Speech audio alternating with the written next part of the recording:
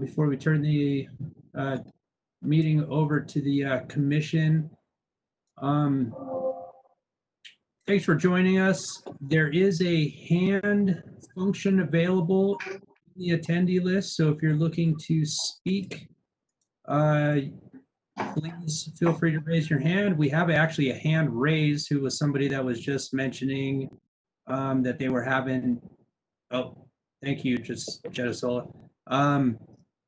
There's a hand function, so when the time comes for the an item that you want to speak to, please raise your hand. Otherwise, we'll go down the list and make sure that everybody has the chance to speak. If you go to the Planning Division website, there's a link on how to get to the meeting. If you do have an issue getting into the meeting, or you just don't wish to speak out loud yourself, you can submit comments to planning.comments@slcgov.com. We have people that are monitoring those emails, and we will be happy to read your public comment into the record. So with that, Adriana, go ahead and turn it over to you. Great, thanks, Wayne. Welcome everyone to the Planning Commission meeting of June 24th, 2020. The first item on our agenda, as always, is the approval of minutes for the meeting from June 10th, 2020. Anyone have any comments on the minutes, or someone willing to make a motion?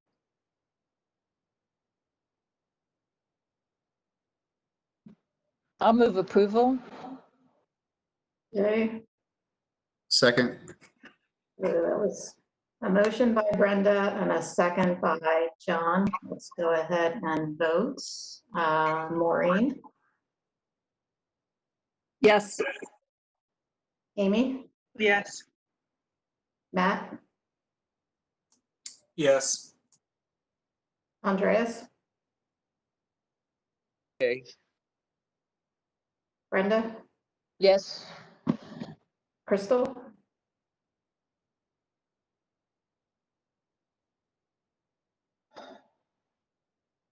Crystal, are you on mute?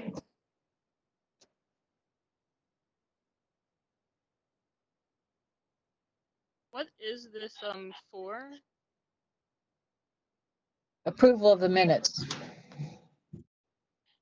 Approval of the minutes? What This is for the planning commissioners to approve the minutes. If you're not a member of the planning commission, we ask you please mute your microphone right now. Thank you. Crystal, we're not able to hear you. I'll come back to you. We'll go to John. Yes. Okay. And Carolyn? Is she on? I thought I saw her name. Maybe not. Yes. Carolyn, can you unmute yourself?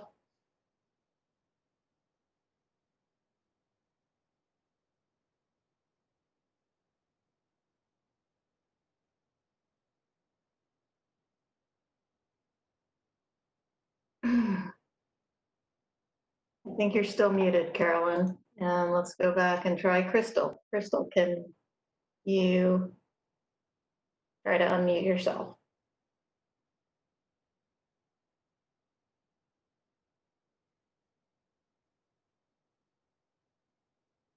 Well, notwithstanding that we don't have two votes, the motion still passes.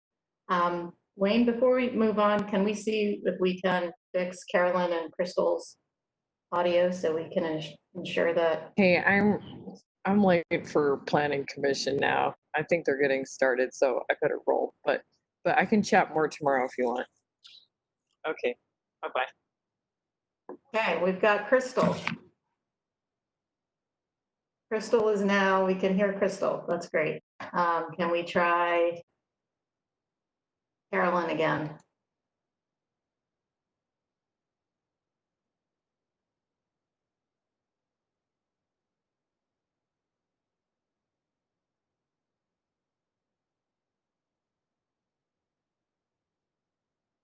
Carolyn, can you say something so we can make sure we can hear you?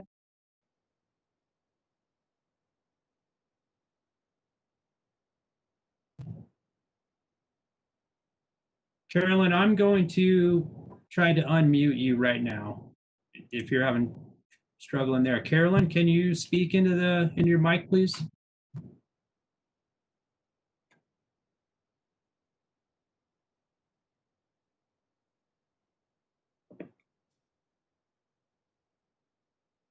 Marlene, can you try to get hold of Carolyn and so we can get that figured out? Yes, I'll call her right now.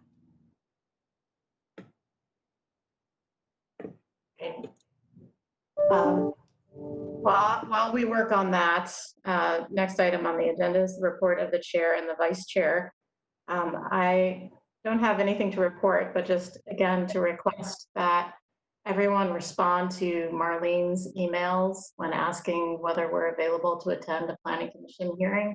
It's important for planning purposes, so we know whether we have a quorum or if somebody can't make it, if we won't have a quorum. So please, I know everyone's busy, but if you can just keep Marlene informed whether you'll be in attendance or not, that will help the planning staff with managing the planning commission process. Brenda, do you have anything to report?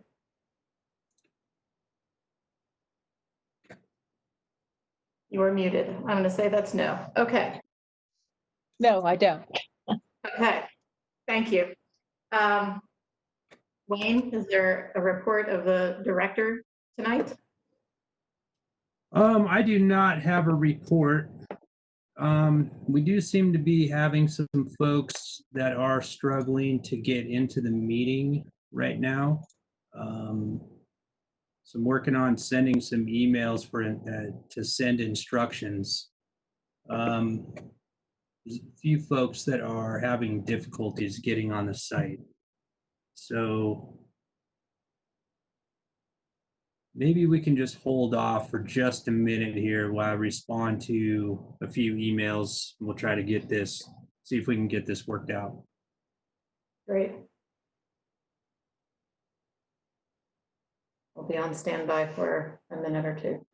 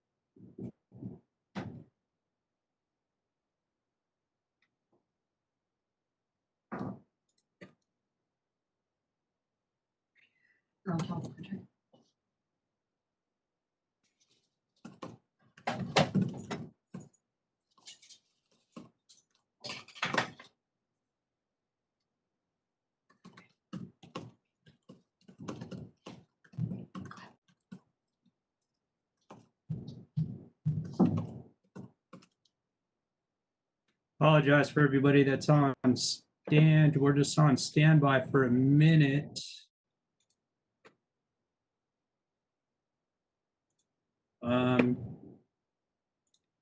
Trying to get figured out why some folks are struggling getting in.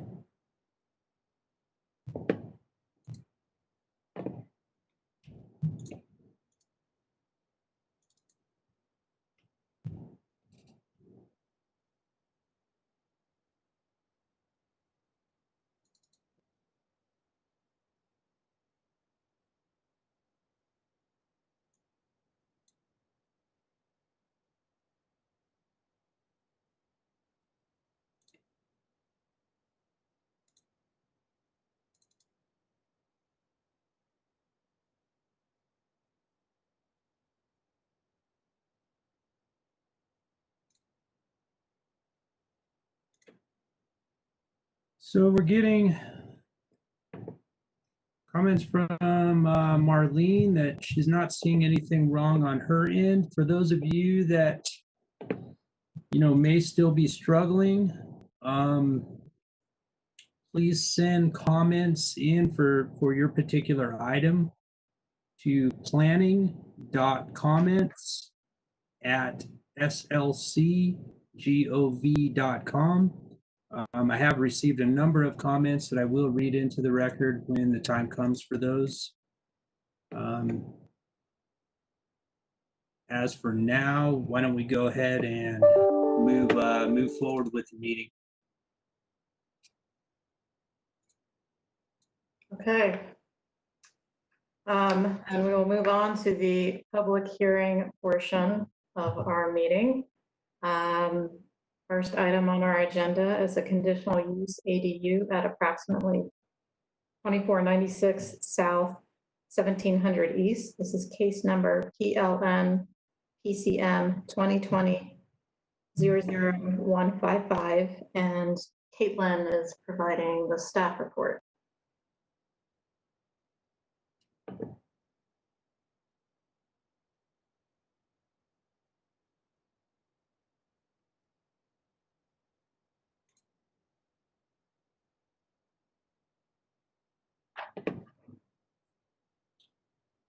Caitlin, I'm going to unmute you. You might have forgotten to unmute.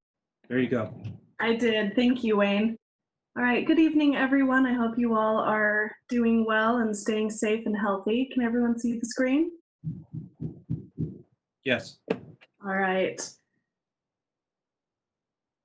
So we have a proposed ADU at 2496 South, 1700 East. I have a vicinity zoning map here for your reference. As you can see, Hillcrest Avenue is to the south, and then 1700 East is to the east of the subject property, which is outlined in yellow, and then the approximate location of the detached ADU unit is shown in red.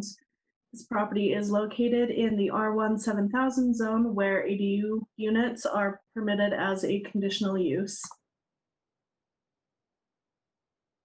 Here we have a site plan of the property showing where the proposed unit will go. It is a little over 400 square feet in size. The height comes in around 11 feet. And then the exterior material is a tongue and groove knotty pine, which will be painted black and sealed. The property owner is providing one parking space on site, and there is a paved walkway from the driveway to the proposed unit. In the bottom right-hand corner of the screen, you can see the elevation of the eastern portion of the building, which is where the main entry is. So that will be facing the rear of the property owner's home and 1700 East. Here I have some photographs of the subject property and the surrounding neighborhoods. We have taken this through the standard public process. A notice was provided to surrounding property owners and the recognized organization, which in this case is the Sugar House Community Council. We did receive a number of public comments which have been provided to you, primarily concerning traffic and parking, and then a concern of usage of the ADU as a short-term rental, which is of course not allowed by our ordinances.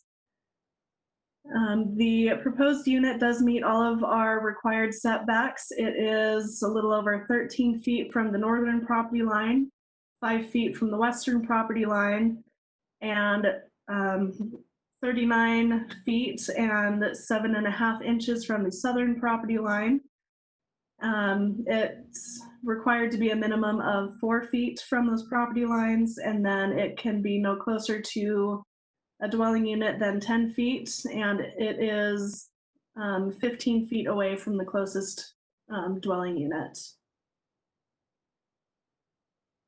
So that is the presentation I have for you for PLM PCM 2020-00155. If you have any questions for me, I'm happy to take those. Otherwise, I will turn the time back to you. Thank you, Caitlin. Any questions for Caitlin right now?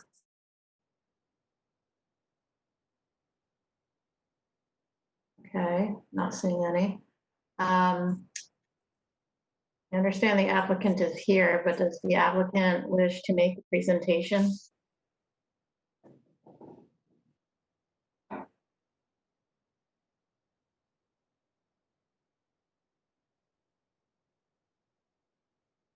Caitlin, do you know? I have not received any presentation materials from the applicant. I believe she is here to answer any questions that you may have, but we do not have a separate presentation. Okay. Andrea, are you on? Yes, can you hear me? Yes, thank you. Perfect. Yeah, I'm just here myself representing Modal Living, representing Jessica Andrew in this conditional use project. I also have Ian Kaplan here, who is Modal's architect. One thing that I can address right away is the concern from the public about the short-term or possibility of using the ADU as a short-term rental. The property owner intends to live in the accessory dwelling unit, so that should not be too much of a concern. Okay, thank you. Any questions for Andrea at this point from anyone? Okay. Thank you, Andrea. We'll go ahead and move to the public hearing portion. I'll go ahead and open up the public hearing. Wayne, do we have someone here from the Community Council who wishes to speak? I don't see anybody from the Community Council. If somebody is, please raise your hand. Hey, Wayne, I believe that this is in the Sugar House Community Council area, so that Judy Short is an attendee and indicated Okay, she's going to speak. yeah, Judy did come in. Judy, I'm going to unmute you now. Okay, can you hear me? Yep.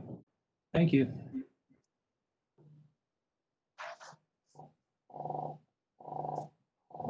Judy, are you there? Judy, are you there?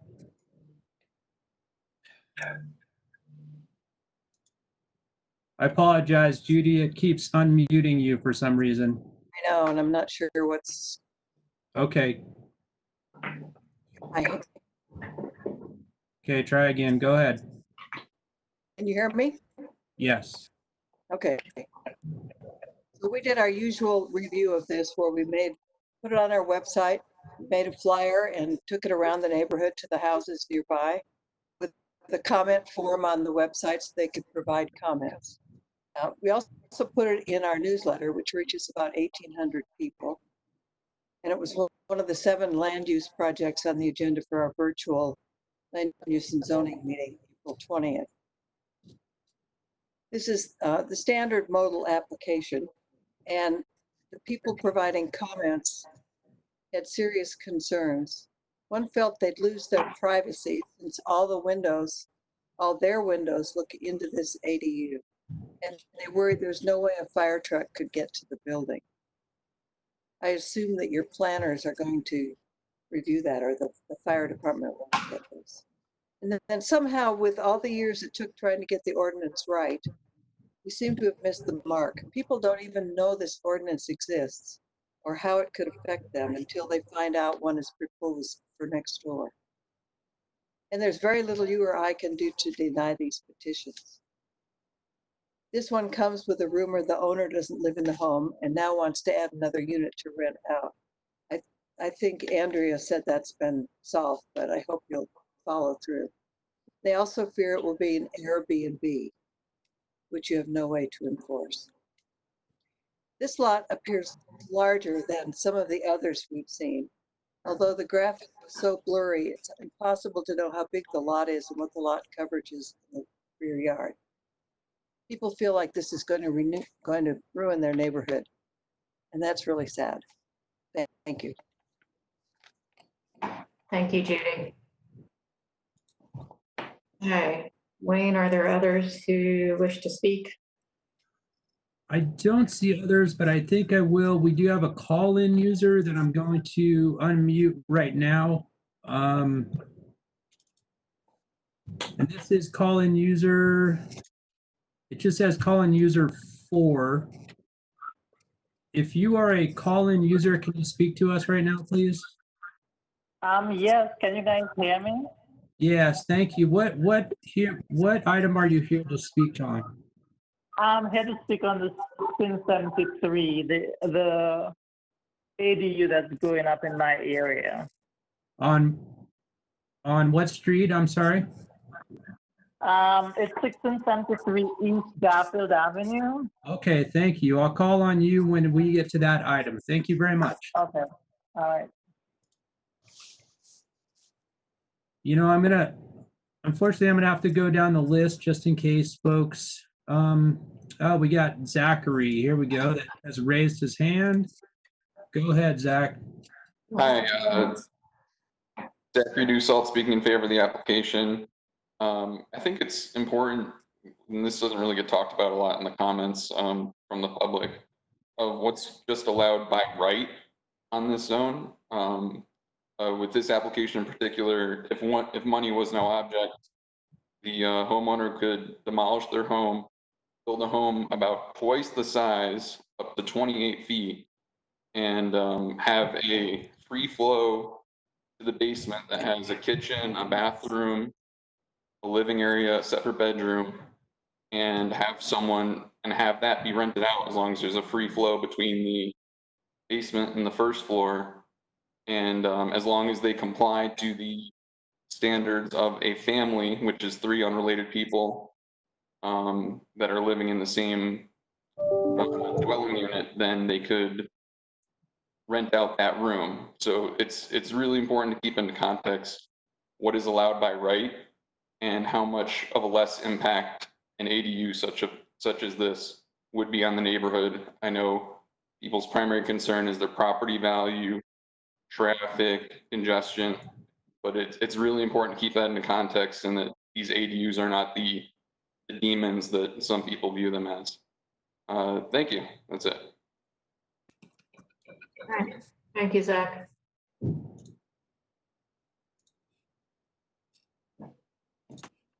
And I see we have a comment in the Q&A section. I'll just go ahead and read it, and then we can close the public hearing unless there are others who wish to speak.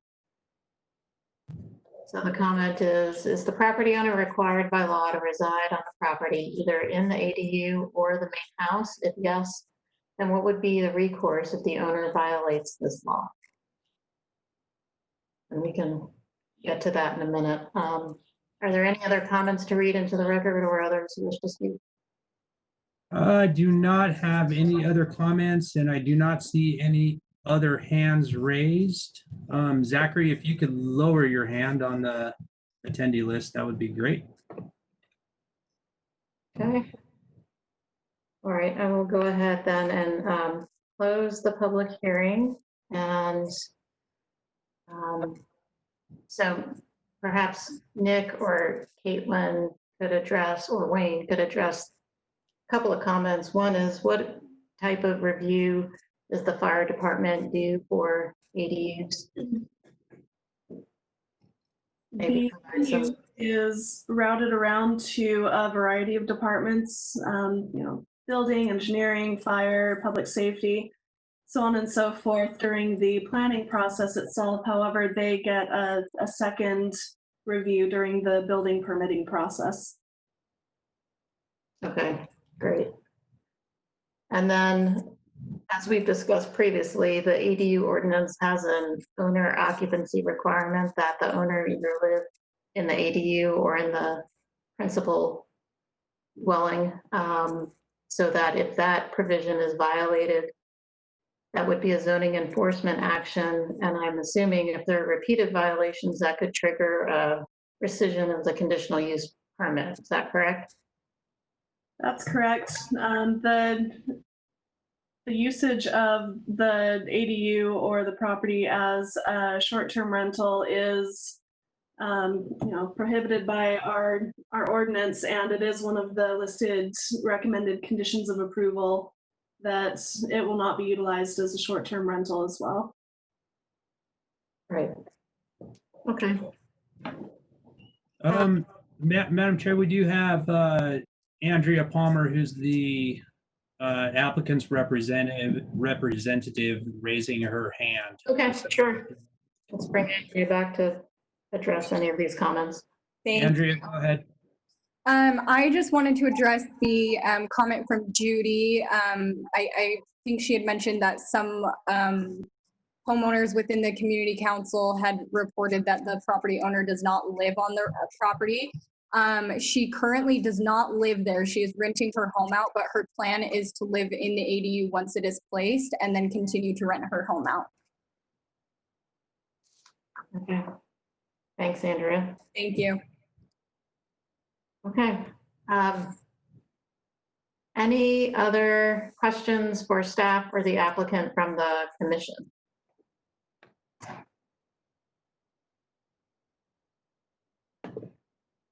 Not seeing any.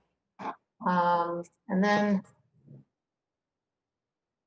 can we double check Carolyn's mic? She's not showing on the screen. Carolyn, you are unmuted right now. Can you speak, please?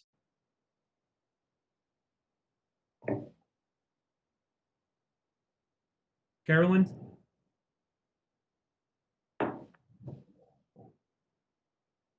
All right. I'll see if Marlene can help her again. Okay.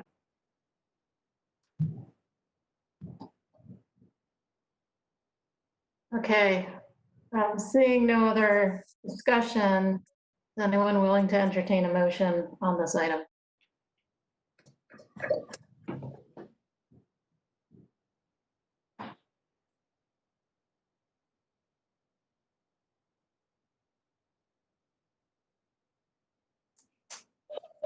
I'll make the motion. Thank you. Maureen?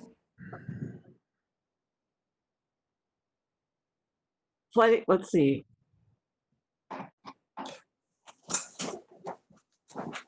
Motion to approve. I move that we approve the petition number PLN PCM 2020-00155.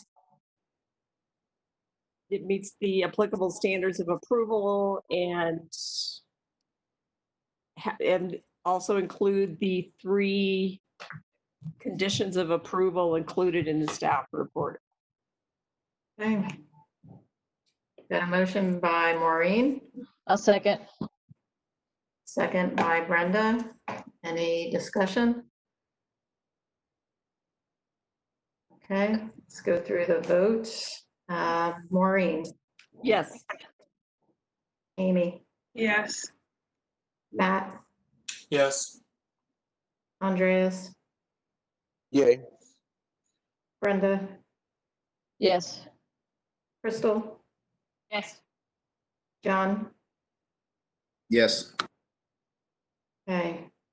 Carolyn?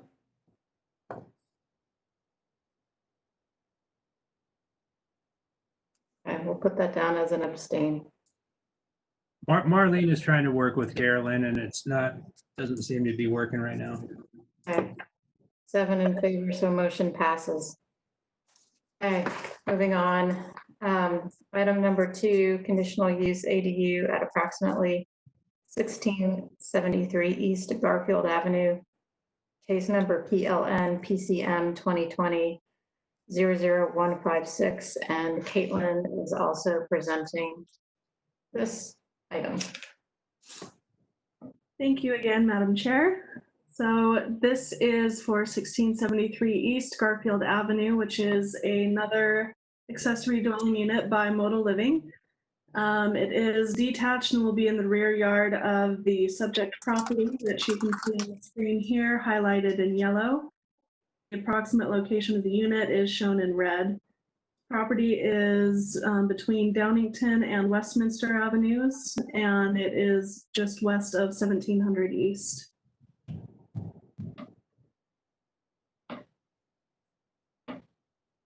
It is, again, just like the previous unit as well, a little over 400 square feet in size, 11 feet in height. It will be clad in black metal, and the property owner is providing 1 parking space on site. The entrance of the unit will be facing the eastern property line, and there is an existing garage in between the proposed unit and the neighboring property. Here are some photographs of the site. This is the property in question. And then the 2 photos on the top are its neighboring houses to the west and to the east.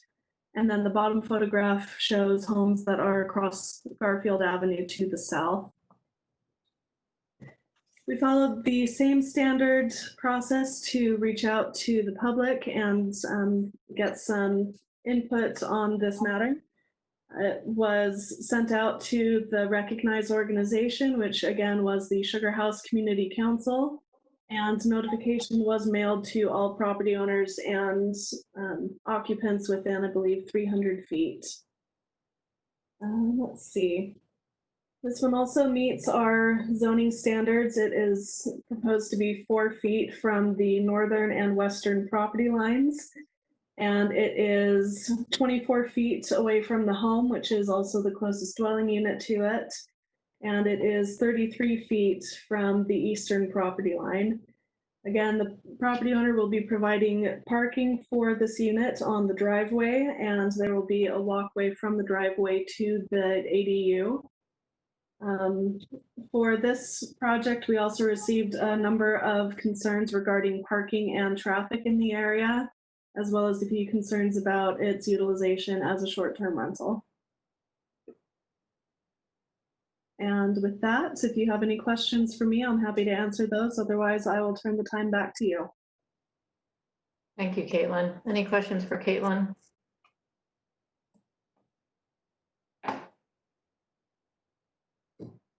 No? Okay.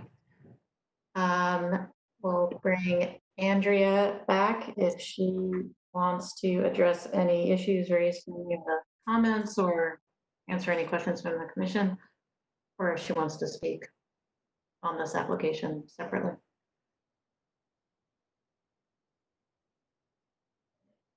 Can you hear me? Yes, thank you. Thank you. Andrea Palmer with Modal Living, representing homeowner Gavin Hoops. I would just like to address the use of the ADU. Gavin currently does live on the property in the primary dwelling, and his use will be for rental, long-term rentals. So he has been made aware of short-term rentals not being allowed within Salt Lake City.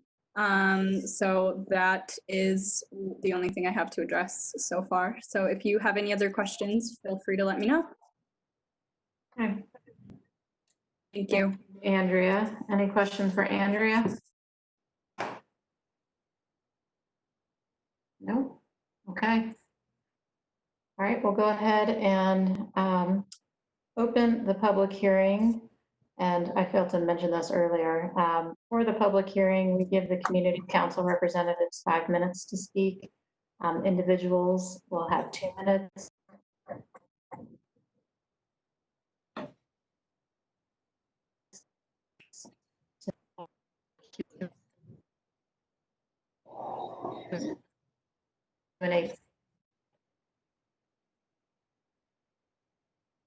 So I think, is Judy still here to speak on this one as well, Wayne?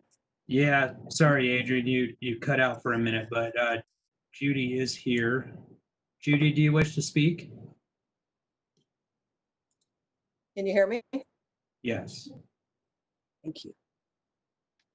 We noticed this one in the same way we do our usual process. And this is a standard ADU as built by Modal Living. As we looked at the property, and you can see the Google Maps satellite photo that I attached, it appears that the ADU, the garage, and the shed would exceed the 50% allowable coverage. And it's stated there'll be 1 parking space provided for the ADU in the existing driveway. The picture shows 2 cars already using the driveway turnaround space. So that looks to us like there won't be space in the driveway for the tenant of the ADU. And comments from the neighborhood indicates the street parking is already full most of the time. The neighbors, 3 seem to be in favor and 6 are adamantly opposed. They say it may not be worth living in a single-family house. The majority of the lot is filled with buildings. There's general concern that in this neighborhood, there are many rentals filling the streets with traffic and extra cars to park. Thank you. Thank you, Judy. Are there others who wish to speak on this item, Wayne? We do have a number of people that wish to speak, and we also have a couple of things to read in. So this is, I'm sorry, call-in user 4. You had mentioned that you were here for this item. Would you like to speak?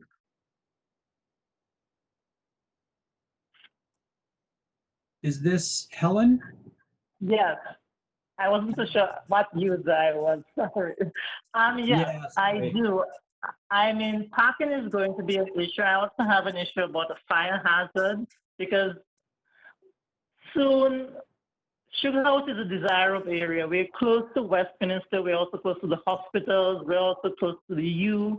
It means that investors, when they come in, they're going to buy up the property and they're going to add these ADUs throughout the neighborhood. And before you know it, this area is going to be a multi-family or multi-unit area. The property value overall in the long run is going to go down. And those of us who bought our home didn't have that in mind. And I wish when the rules were getting changed, we were bombarded with as many flyers as I was because of this taking place. There are days when I struggle to bring out my garbage bin, and I have to sometimes drive out of my house, block and put my garbage out. There are days when other neighbors struggle. And I mean, to say that the owner is providing parking, that's ridiculous, because the renter is more or less going to be parking on the street and competing with other homeowners for parking area. I mean, telecommuting right now, present and post-COVID, people are telecommuting. So the housing shortage thing doesn't apply. Long-term short-term rental, I just don't want this in my neighborhood, period. Because when I bought in, and I know what it looks like eventually when people start adding it. Right now, people are going to add it to the back of the house. There's nothing preventing them from adding it to the front of their property or on the side of the property, depending on how the orientation of the land and the house is located. And I get the feeling that we who are living in the area don't have a say because the committee decides yay or nay, and I have to live with it. So my question is, what are my requests, or what is people who live in the area who do not want this in the area, what are our requests? What can we do to say no to this happening?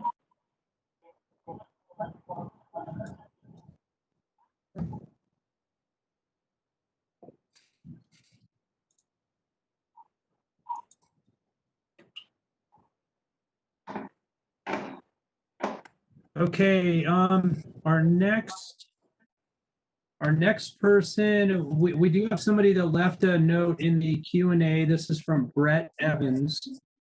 It says, also 4 feet away from neighbors' yards will have negative impact on this single-family neighborhood and our quality of life. Now we have, I'm going to go to Judy Drew. Evans. It says also 4 feet away from neighbors' yards will have negative impact on this single-family neighborhood. Judy Drew, can you hear us? Now we have, I'm going to go to Judy Drew. Can you speak? Okay, we'll try coming back to you. Can you? We seem to have a bit of a time lag thing going on here. Judy Drew. Okay, I'm present. Okay. We've been having a terrible time. We've been trying since.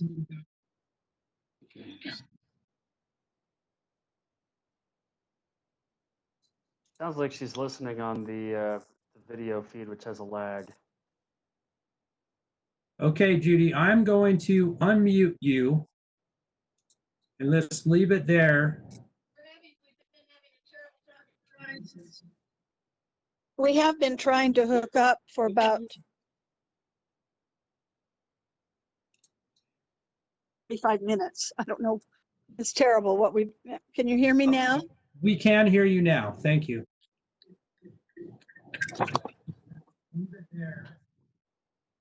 Can you hear me now? Yes, please go ahead. Hello, I've been trying to hook up.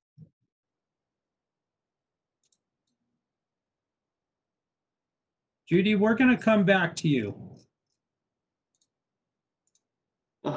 Zachary, can you hear us? Yes. Why don't you go ahead and speak? All right. Zachary Dussault, speaking in favor of the application. Again, with this as well, I think it's very important to put into context what is allowed by right. Current coverage of the property is, I believe, 23% of the square footage of the property. That's allowable up to 40%. With ADU, it's going up to 31%, as well as the height of the ADU being less than the current structure. So it's important to keep in mind, if money was no issue, landowner could completely demolish their house, build a larger house that covers up to 40% of the lot area, and build it up to the current height of the house, or higher. I believe 28 feet is the max for this zone. So again, just very important to keep that in context. ADUs are a cost-effective way of adding housing stock, and are frankly less intrusive than what I just painted right there. So the other thing I wanted to address too is the previous commenter who claimed that investors would go into neighborhoods and build these. One, that's not allowed due to the owner occupancy requirement, and it kind of doesn't really match with their assumption that investors would buy houses in these areas, build these ADUs, and then cause property values to go down. That doesn't make any sense. If anything, it's a desirable area. Property values are going to rise regardless, and being exclusionary as to who can live in your neighborhood, I don't believe is the correct view of your neighborhood's growth. That's it. Thanks. Thanks, Thank you. I'm going to go to, we have I believe a Mr. Evans who's leaving a lot of things in the Q&A. Mr. Evans, Brett Evans, do you wish to put your comments into the record? Just type yes. I'm sorry? He typed yes. Okay. I'm going to read his comments. There's a number of them, and Is the property owner required by law to reside on the property either in the ADU or the main house? If yes, then what would be the recourse if the owner violates this law? And then it says, so it's up to the neighbors to police and follow through if the owner violates ordinance. The on-site parking at this residence is not user-friendly and likely would increase on-street parking on a street that is already overcrowded, also 4 feet away. Also, 4 feet away from neighbors' yards will have a negative impact on this family neighborhood and our quality of life. We've lived here over 20 years and have worked hard to create a safe and beautiful home. As a homeowners in our 60s like to be able to keep enjoying our family neighborhood. There are already too many homes being converted to rentals. So that was Mr. Brett Evans. Okay, we're gonna go back. They also submitted an email comment a couple of days ago that I can read. So this is from Stacy Cole and Brett Evans, Dear Planning Commission, concerning the request by Andrea Palmer, property owner representative for conditional use approval for a 423 square foot detached accessory dwelling unit on property located at 1674 East Garfield Avenue. We would like to go on record as opposed to this request as homeowners who have lived in this neighborhood for over 25 years, working hard to create a home that is safe and beautiful for our family. We feel that this particular address is not appropriate for such a dwelling. The buzz around the neighborhood is that the owner has reported that he plans to rent his unit out as an Airbnb. Given the current COVID-19 pandemic, we do not think such a rental situation is wise or safe for our neighborhood. The property lot is much too narrow for such a rental property, and it would pose a loss of privacy, quietude, and quality of life to adjacent neighbors. Additionally, there is very little parking available on the street at this residence. Thank you, Nick. I'm going to try Judy Drew once more. Hoping this will work. Judy Drew?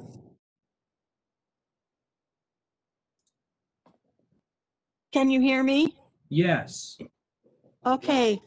I'm calling about the 2496. Can you hear me still? Hello? Yeah, so you are here for, We're the owners on the west side is what they want to do. are you here for 1673 Garfield? No, Okay. I could not get through when you were discussing the property we were calling about. Okay. To put you on, we have. No, Wayne, let's go ahead and let this person add their comments to the record. Okay, Miss or Judy Drew, please go ahead and read your comments. Yes. We have lived in our home here. We're on the west side. This unit will be 4 feet from our fence, 4 or 5 feet. On the east side, our property lot is only 46 feet wide. And so anything on either side of our house is going to be way too close. Excuse me here. Our side yard, we have 11 feet on one side and 8 on the other. Our house is only 20 feet wide. We have lived here since 1975.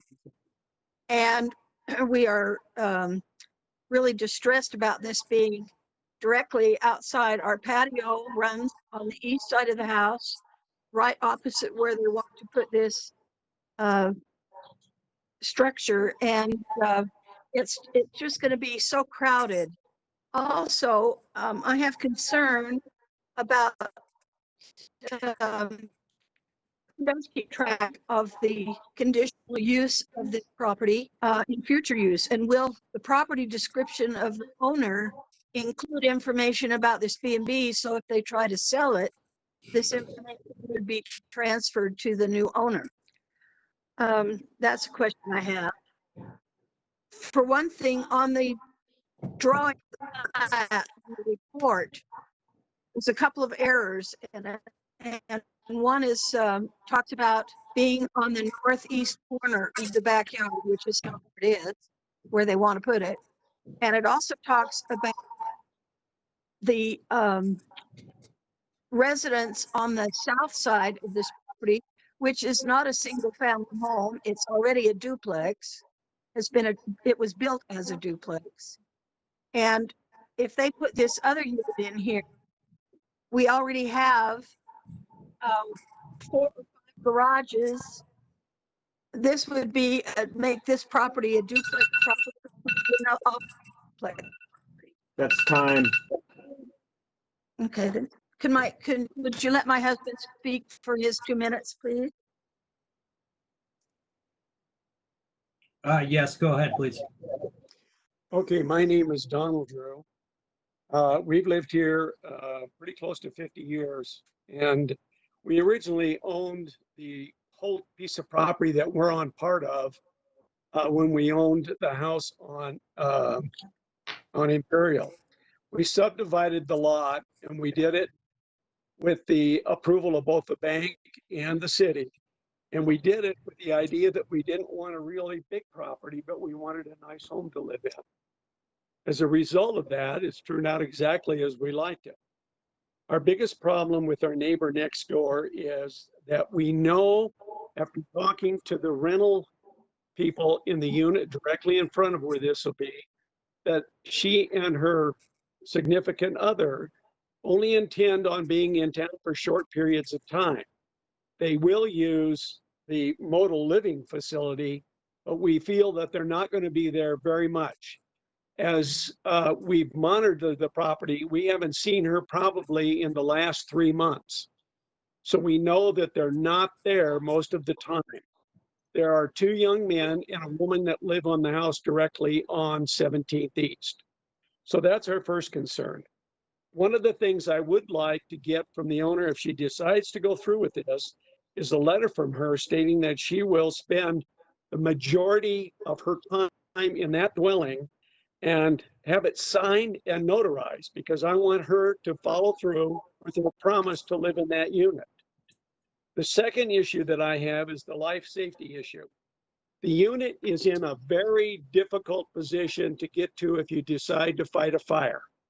It is close enough to the fence, 4 feet from it. It is plastic.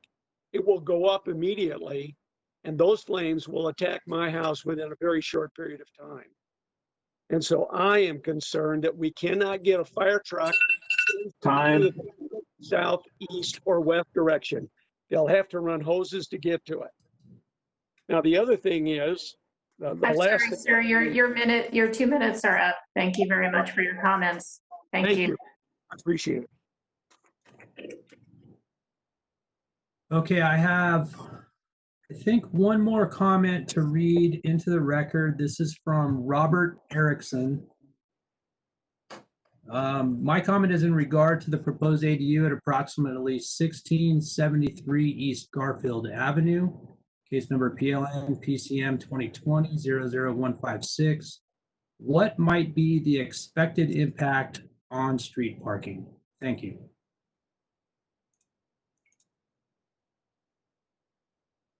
And I believe that is all that we have as far as people that wish to speak. Right. Thank you, Wayne. Go ahead and close the public hearing. And just a question for Caitlin. I see the staff report addresses the lot coverage issue. Is there anything more that we need to cover on that point in response to the public comments? The plans that we received from the applicant, they meet all of our standards regarding lot coverage. Great, thank you. Madam Chair, I also mentioned to Mr. Erickson that last comment that Wayne read that we would review where the parking for the ADU is located. So Caitlin, can you summarize that as well? Thank you. Absolutely. So there's an existing garage on the home, and the applicant's intent is to have the parking located on the garage right in front of that. Or, I'm sorry, located on the driveway right in front of the garage. Andrea, has that changed at all? No, it has not. The garage is to remain for the single-family home, who is just one single man. So only one car should be taking up the lot for his end, and then another in the driveway for the ADU. Do you mind if I address a couple other comments? No, go ahead. To cover the concern about the rear yard coverage, we're allowed 50% rear yard coverage for all structures, and we are at 30% with the ADU and the garage.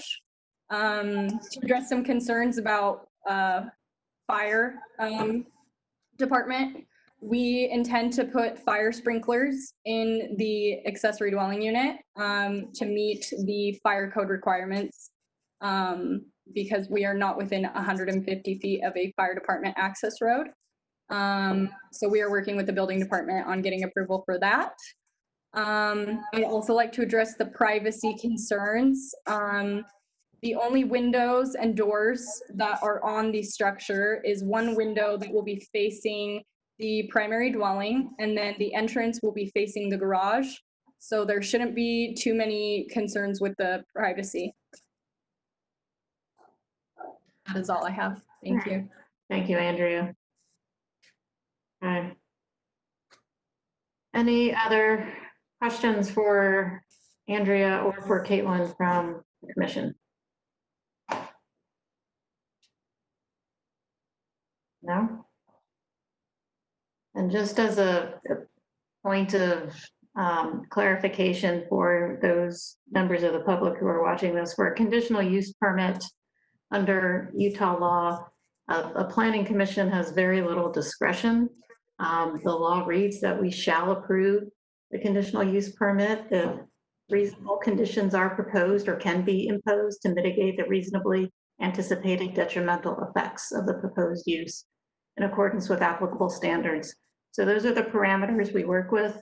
Staff evaluates each application based on the standards that are set forth in the staff report, and that's what we evaluate each application against.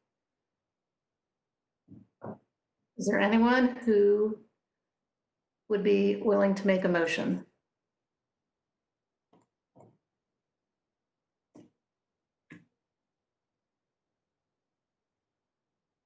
I just have a question, I guess, for staff on the parking situation. So the only parking that I see is just that driveway, basically. Is that correct?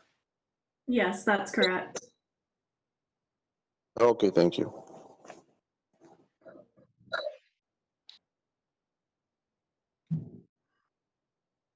Thanks, Andreas.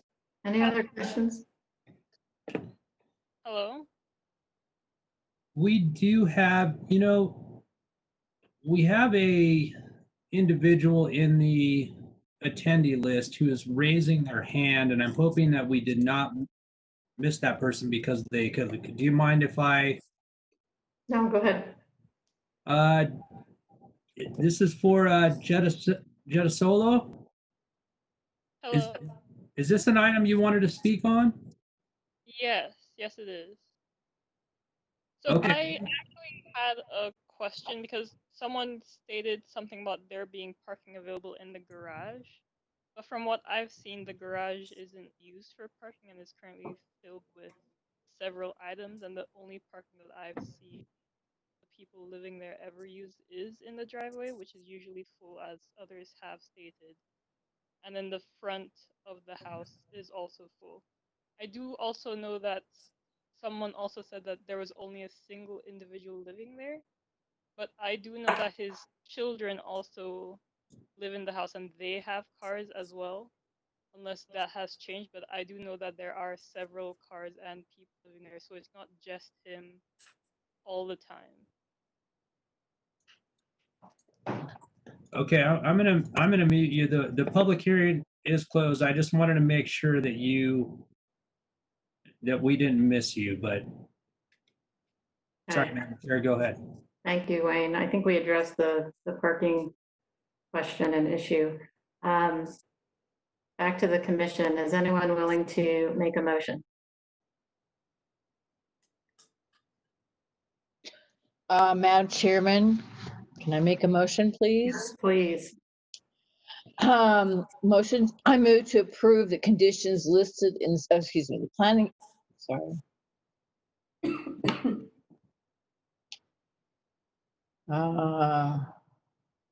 This is not right, okay.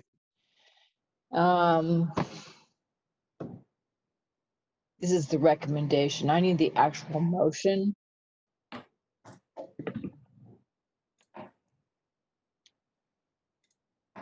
I think I can wing it though. Based on the information presented and the input received during the public hearing, I move that the Planning Commission approve the conditional use petition PLN PCM 2020-00156 for the detached accessory dwelling unit ADU with the conditions of approval listed in the staff report. That would make me feel better if you also found or accepted the findings of the staff report. I'm sorry? Sorry. It would make me feel a little more comfortable if the basis of your motion was the findings in the staff report.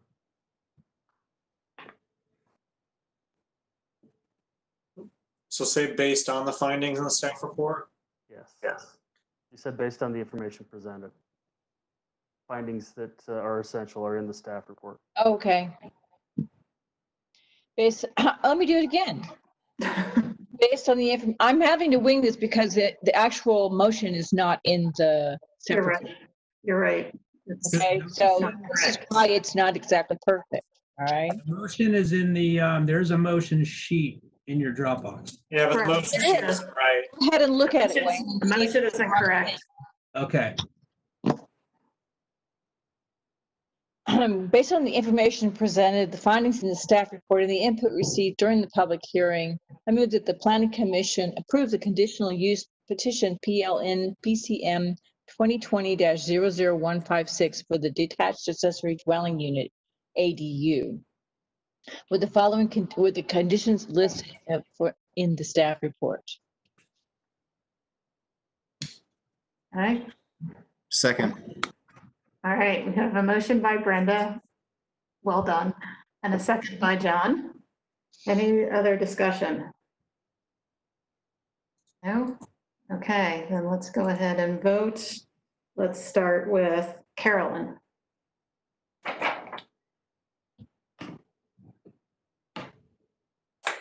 Carolyn was there. All right, we'll come back to Carolyn. We'll go again. Start with Maureen. Yes. Amy. Yes. Matt. Yes. Andreas. Yay. Brenda. Yes. Crystal. Yes. John. Yes. Okay, and is Carolyn back? I'm not seeing her. I'm going to put abstain. Okay, 7 in favor, motion passes. Okay, moving on to agenda item number 3, conditional use for an ADU at approximately 2579 South Park Street. This is case number PLN PCM 2020-00157. And Caitlin is up again. Once again, so as you can see, our subject property is outlined in yellow and the approximate location of the proposed ADU is shown in red. This property is located on Park Street and is just north of 2700 South. in the upper left-hand corner, I have their site plan. I've rotated it so that north is faces up. So this is the same orientation that was shown on the vicinity map. So you can see the primary dwelling is up at the front of the lot, and then the proposed ADU is at the northeastern corner of this property. And it is 5 feet from the side and rear property lines there, and is 31 feet 8 inches from the southern property line. The applicant is providing a gravelled parking stall, which will be accessed off of the public alley in the rear. And as you can see, there is also a walkway from that parking stall to the ADU itself. There is an existing garage and carport on site. However, the hatched lines there indicate that that will be demolished. Again, this is another standard Modal unit. It's 400 plus square feet in size, 11 feet in height, and the exterior material will be a concrete board cladding. And again, if you have any questions for me, I'm happy to answer those. Otherwise, I will turn the time back over to you.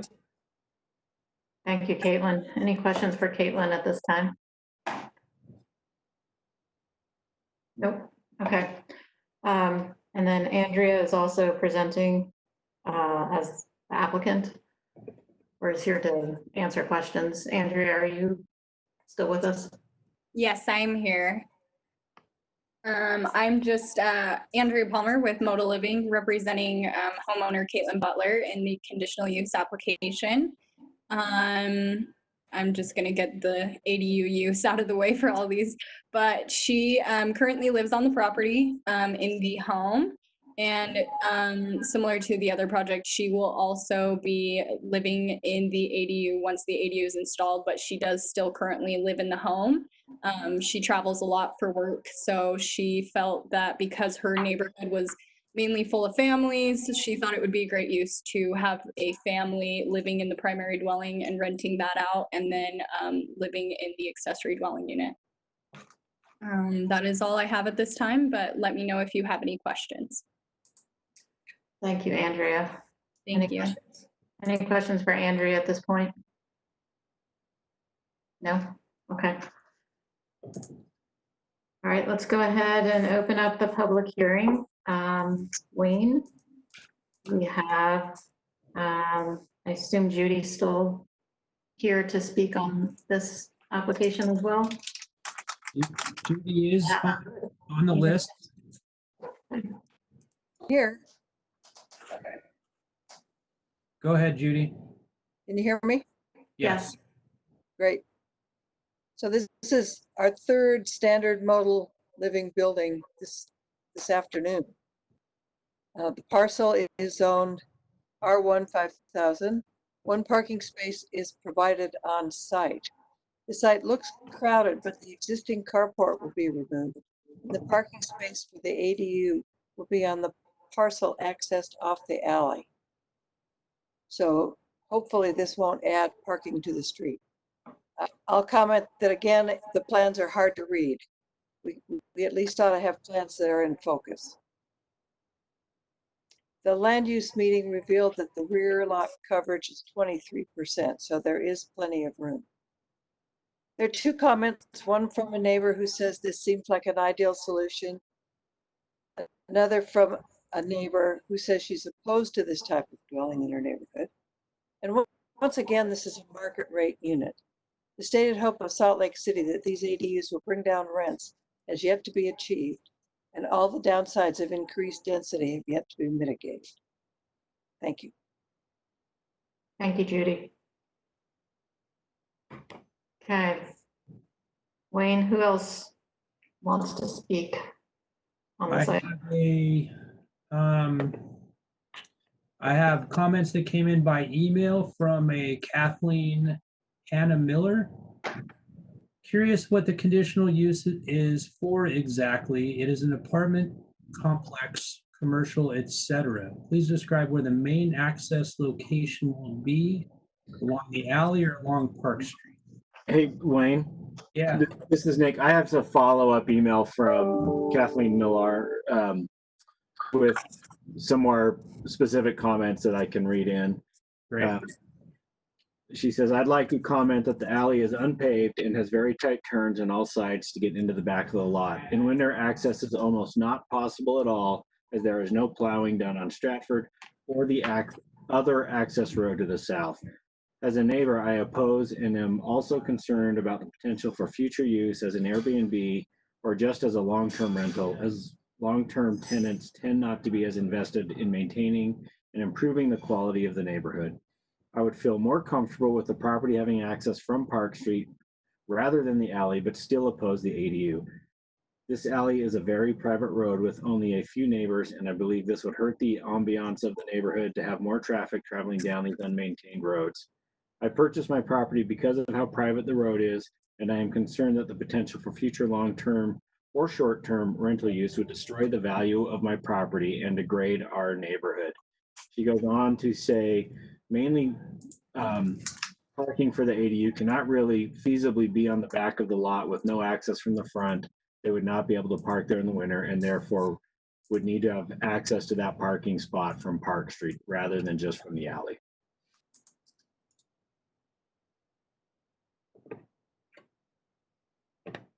Now we'll call on Zachary. Hi, Zachary Dusalt, speaking in favor of the application. Just wanted to address a couple of things. The common complaints of ADUs of adding extra coverage to the rear yard in this case do not apply at all. With the demolition of the garage on site, the lot coverage is actually going down, not up.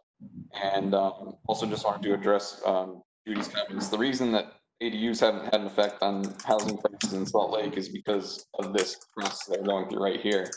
There have only been 3 ADUs that have actually been built since the ADU ordinance been passed, and they were never promised as affordable housing. They're market rate housing with an increase of supply, hopefully bringing down housing prices. And I'm just looking at Park Street on Google Street View, and Park Street seems to have ample street parking, even if that were an issue, if there wasn't a spot provided on site. And just want to reiterate that on-street parking is a traffic calming mechanism, and the more well-parked a street is, the slower traffic goes on that street, and it provides a natural buffer for those on the sidewalk if there were to be an accident. The cars that are parked on the street provide a barrier between the street and the sidewalk. And that's it. Thank you. Thanks, Zach. And we have a hand raised by somebody that spoke at one of the previous ones, but I just want to make sure that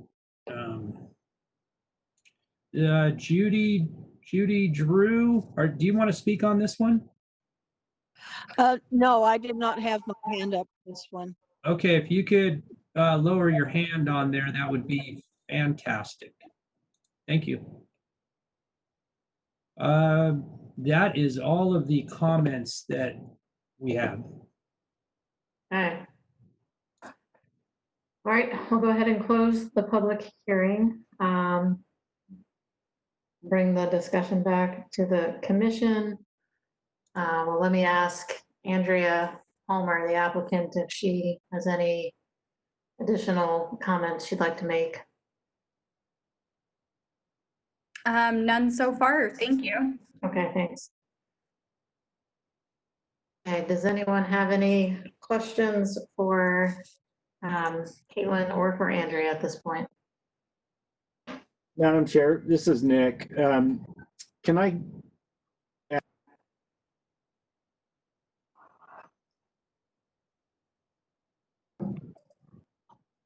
Sorry, I cut out there. Yeah, you're cutting in and out, Nick. Sorry. Yeah, can I add for the record the purpose of the ADU regulations? That seems to be a common comment. So reading straight from the accessory dwelling unit ordinance, the purpose statement, it says there's 9 different intentions listed here. The first one, create new housing units while respecting the appearance and scale of single family residential development, provide more housing choices in residential districts, allow more efficient use of existing housing stock, public infrastructure, and the embodied energy contained within existing structures, provide housing options for family caregivers, adult children, aging parents, and families seeking smaller households, offer a means for residents, particularly seniors, single parents, and families with grown children, to remain in their homes and neighborhoods and obtain extra income, security, companionship, and services, broaden the range of affordable housing throughout the city, support sustainable objectives by increasing housing close to jobs, schools, and services, thereby reducing greenhouse gas emissions and fossil fuel consumption, support transit-oriented development and reduce auto usage by increasing density near transit, and support the economic viability of historic properties in the city's historic preservation goals by allowing accessory dwelling units in historic structures. Thank you. Thanks, Nick. Appreciate the reminder. Okay. Any other discussion on this item? If not, I'm going to ask someone to please make a motion. I'll try it. Okay. Based on the information presented, the input received during the public hearing, and the applicable standards in the staff report. Findings. The findings. Findings in the staff report, thank you.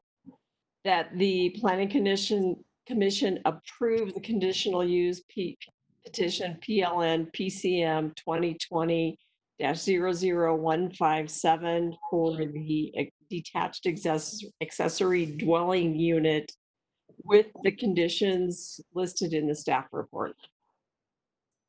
Thank you, Maureen. Motion by Maureen.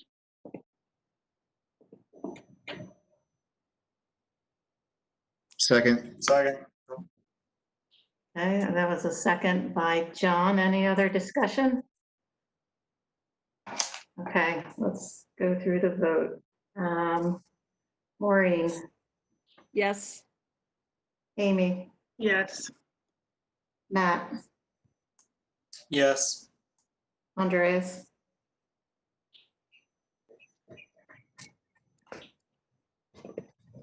Andreas. Yay. Brenda. Yes. Crystal. Yes. John. Yes. And Carolyn.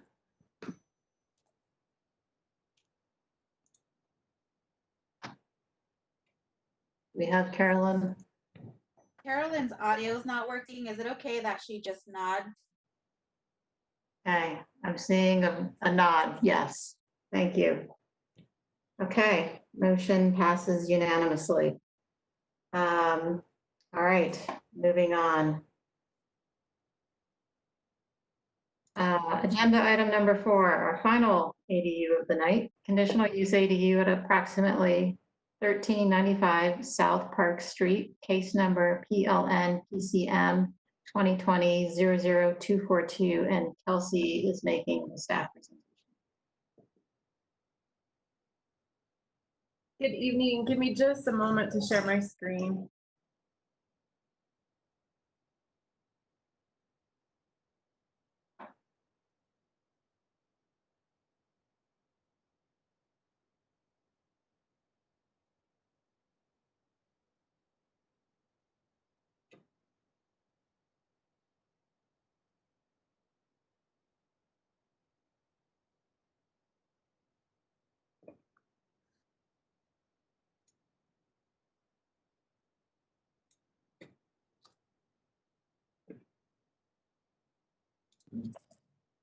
Kelsey, you went on mute for a minute, so I'm not sure if you meant to do that. I just unmuted you.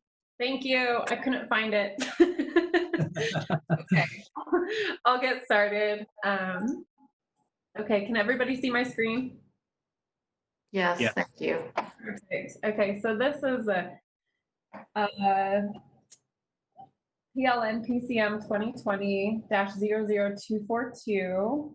The property owner at approximately 1395 South Park Street is requesting conditional use approval to construct an accessory dwelling unit to the rear of the main house on the property.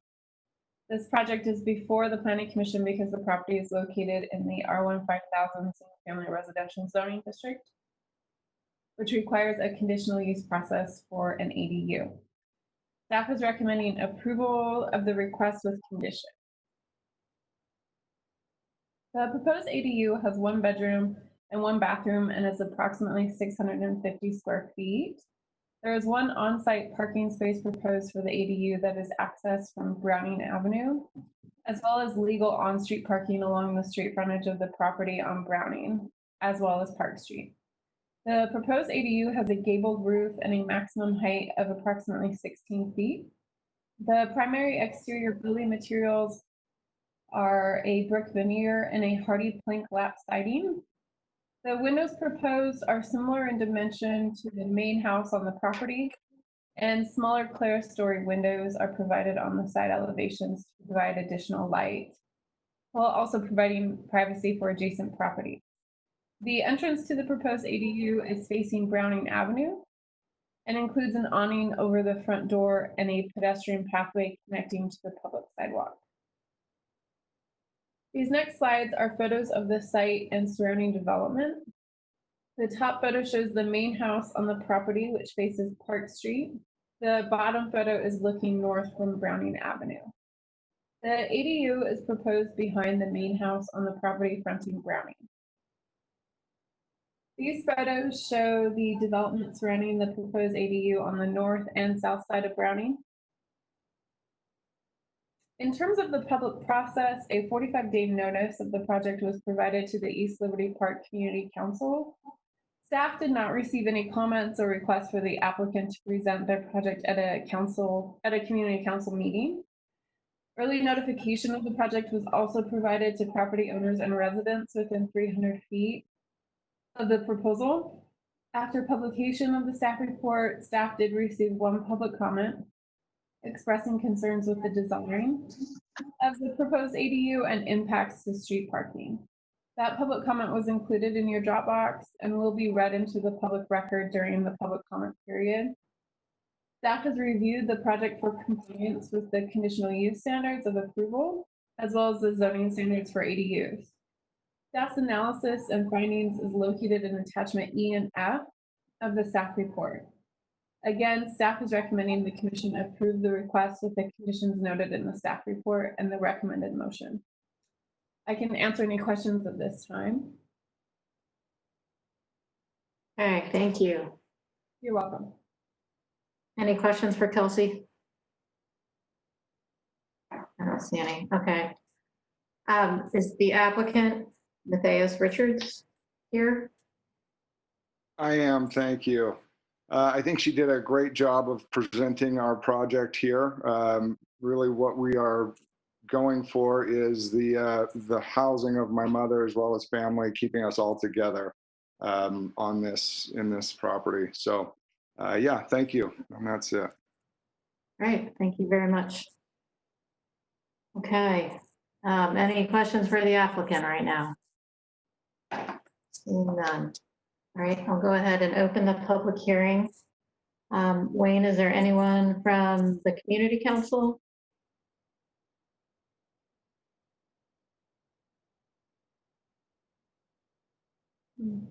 Wayne, I think you're on mute.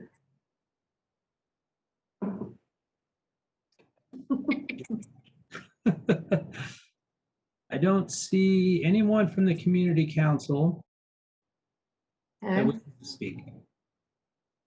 Is there anyone else who wishes to speak? Yes, we have Zachary. Go ahead. Hi, Zachary Dussault speaking in favor of the application. I don't really have much to add to this one besides what the staff report already laid out. I do really like that the ADU is facing Browning Ave. I think the existing lot is not very engaging with Browning at all. It's kind of like a blank space on that corner between the alley and Park Street. So I really like how it's engaging with the street there. And that's it. Thanks. Okay, thank you, Zach.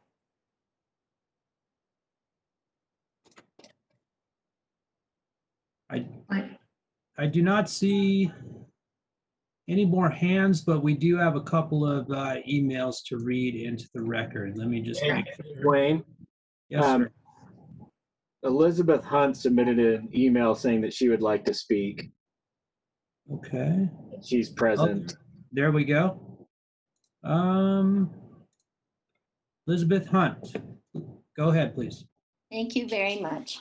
My name is Liz Hunt. I live due east of the proposed project. I've been here almost 16 years. I work from home and I'm a serious homebody. My home is a little higher and I watch out over the neighborhood. I have nothing but love and admiration for this family, and the project that they propose is tasteful, just as I would expect. As represented by Mr. Richards, this family is doing this as a matter of sharing their family life, as we're all constitutionally entitled to do. In addition, we have the constitutional right to enjoy our property as we like. I've watched Pam raise her grandchildren. I admire so much the manners and lovely nature that they interact with one another and all of us.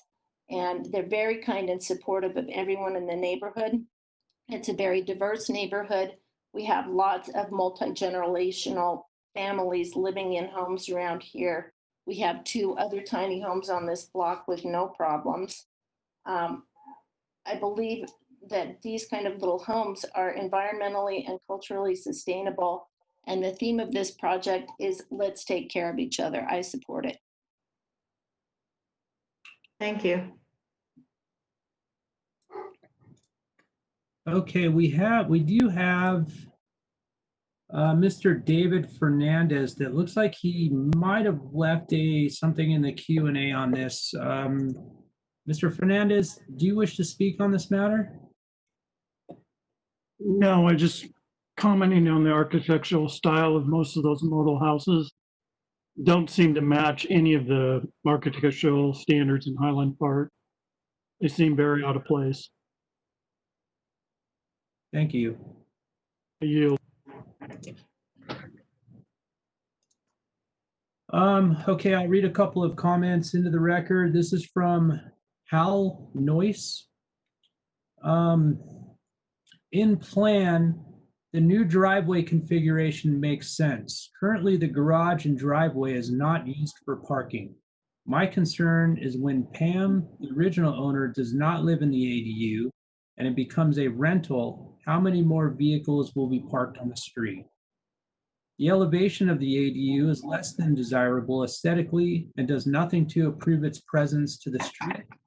It shows no innovation, and none is suggested with regard to style, finishes, and energy saving. The owners have generally maintained the property but have done nothing to improve it, and I do not view this as an improvement. Then we have Elizabeth Hunt, who did speak already. If there's anybody else that wishes to speak on this matter, if you could, please raise your hand in the list. I don't see any more comments. All right, thank you, Wayne. Go ahead and close the public hearing. Bring the discussion back to the commission. Does anyone have any additional questions for staff or the applicant? If not, is anyone willing to entertain a motion on this item? And I'll see if we have an actual motion in the motions.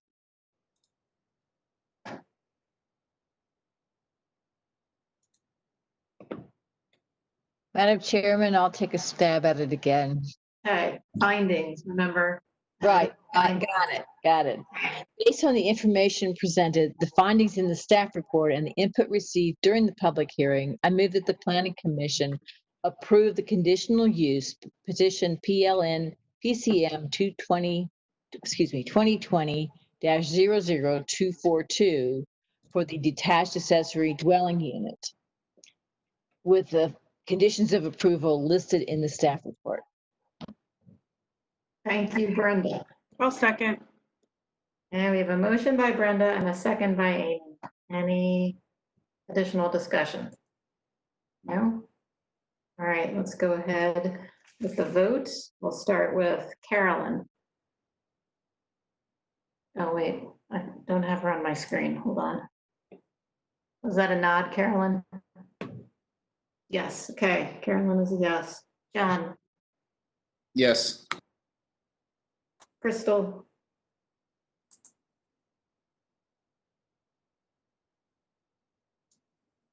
Crystal, are you on mute?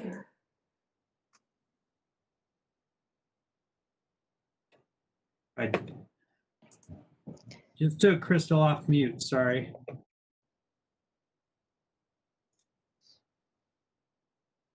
Crystal there? I don't even see her on the screen. Oh, wait. Crystal, are you there? She sent me a text and said she got booted from the meeting.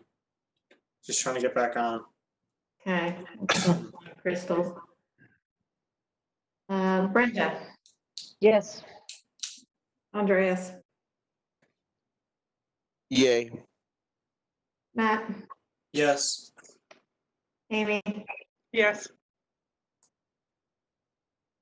Maureen. Yes. Okay, and we'll just put an abstain for Crystal since she's not present. Okay, motion passes with 7 in favor. Okay, and that concludes the end of ADU night at the Planning Commission. Moving on to item number 5. Well, before we get there, I guess Marlene or someone trying to help Crystal get back on. Yes, I can reach out to her. Okay, thank you. Okay, item number 5, Devonshire grade and height exceptions at approximately 1639 East Devonshire Drive. This is case number PLN PCM 2020-00215, and Kelsey is making the staff presentation. Okay, and I unmuted myself before I started, so I think we're good. Everybody see my screen? Yes. Yes. Hey, Brad Waltman, on behalf of the property owners, is requesting special exception approval to construct a new single-family home that exceeds the maximum permitted building height and maximum allowable grade changes in the FR3 12,000 Hills Residential District. The subject property is located at 1639 East Devonshire Drive and is currently vacant. The FR3 zoning district permits a height of 28 feet measured from established grade. The requested grade changes exceed the allowed 4 feet in the front, side yard, and exceed 6 feet in the buildable area. The Planning Commission has final decision-making authority for the requested special exceptions. The subject property is located on the east bench of Salt Lake City. The property is approximately 109,400 square feet in size. The property is located on the east side of Devonshire, which has significantly steep slopes, which is highlighted on the screen. The subject property has an average slope of 24%. The property is vacant lot 6 in the Sunset Oaks subdivision, which was recorded in 1979. The Sunset Oaks subdivision did not specify buildable or undevelopable area on the plat. The photo of the subject property illustrates the slope of the eastern portion of Devonshire Drive. The existing development pattern on the east side of Devonshire includes single-family detached structures oriented towards the public street. The base zoning district, FR3, requires a minimum front yard to be an average of the front yards along the block face. The placement of the single-family structures closer to the street preserves the steeper slopes and grades towards the southeast of each lot. Even with the closer placement, each lot has substantial grading for the driveway and pedestrian access. Photos of the surrounding development can be found in the staff report on pages 4 through 6. The applicant has submitted elevations and a site grading plan for the single-family residence. Due to the existing 24% slope of the property, the construction of the single-family residence does require some fill and cutting, that would exceed the 4-foot limitation in the required yard areas. The grade changes that exceed the 4-foot limitations are highlighted in tan on the illustrated site grading plan. These grade changes are primarily located in the northern area of the front yard. These grade changes would be retained with a 4-foot rise and 3-foot run boulder retaining wall, or walls, several. Additionally, one additional grade change within the required side yard is located on the very eastern portion of the proposed driveway. This grade change is approximately 6 foot 10 inches and would have an exposed 6-foot concrete retaining wall back here, if you can see my mouse. Okay. The illustration of the front elevation indicates the primary areas of the proposed grade changes. The grade changes located in the buildable area that exceeds 6 feet are illustrated in pink on the site grading plan. The highlighted areas include the northwestern corner and the rear southeastern corner of the proposed single-family residence. The shaded area indicates 2 locations. The grade change is approximately 6 feet 8 inches to 7 feet 8 inches in both areas. One additional area is located to the rear of the proposed single-family structure. This grade change is approximately 9 feet 6 inches and is requested to accommodate a retaining wall to provide a level area for a swimming pool. The full height of the wall will not be exposed. Only approximately 6 feet of the wall will be exposed. The wall is also not readily visible from the public way due to the location of the grade change. The FR3 permit height from establishment. The zone does not distinguish building heights for flat or pitched roofs. Both roof types are limited to 28 feet, and that's measured from established grade. The proposed structure is a flat roof, with a number of roof variations. There are 2 areas on the street-facing elevation that exceed the height limitations by 1 foot 8 inches to 2 feet, and those are indicated in the 2 circles. These are the front and rear elevations of the proposed structure and the 2 side elevations. Staff sent the notice of application to the abutting and adjacent property owners and tenants on April 11th, 2020, and received public comments from the community. Staff worked with the applicant to revise the proposal and eventually scheduled the item for Planning Commission. The public comments are located within the staff report and attachment F. Any comments received after publication have been forwarded to the commission and placed in your Dropbox. And based on the information in the staff report, it is planning staff's opinion that the requested special exceptions for additional height and grade changes in the FR3 zoning district complies with the standards of approval and recommends the Planning Commission approve the proposed exceptions. I can answer any questions at this time. Thanks, Kelsey. We have questions for Kelsey. I do. Okay. Kelsey, I'm confused by what they're asking in height and then what they're asking in grade change. Okay. I tried to take notes, but I need a little bit better clarification on which is which. Like, are we going 9 feet 6 inches on a grade change? So can you just go over that for me again and separate those 2 out for me so I can take notes again? Yeah.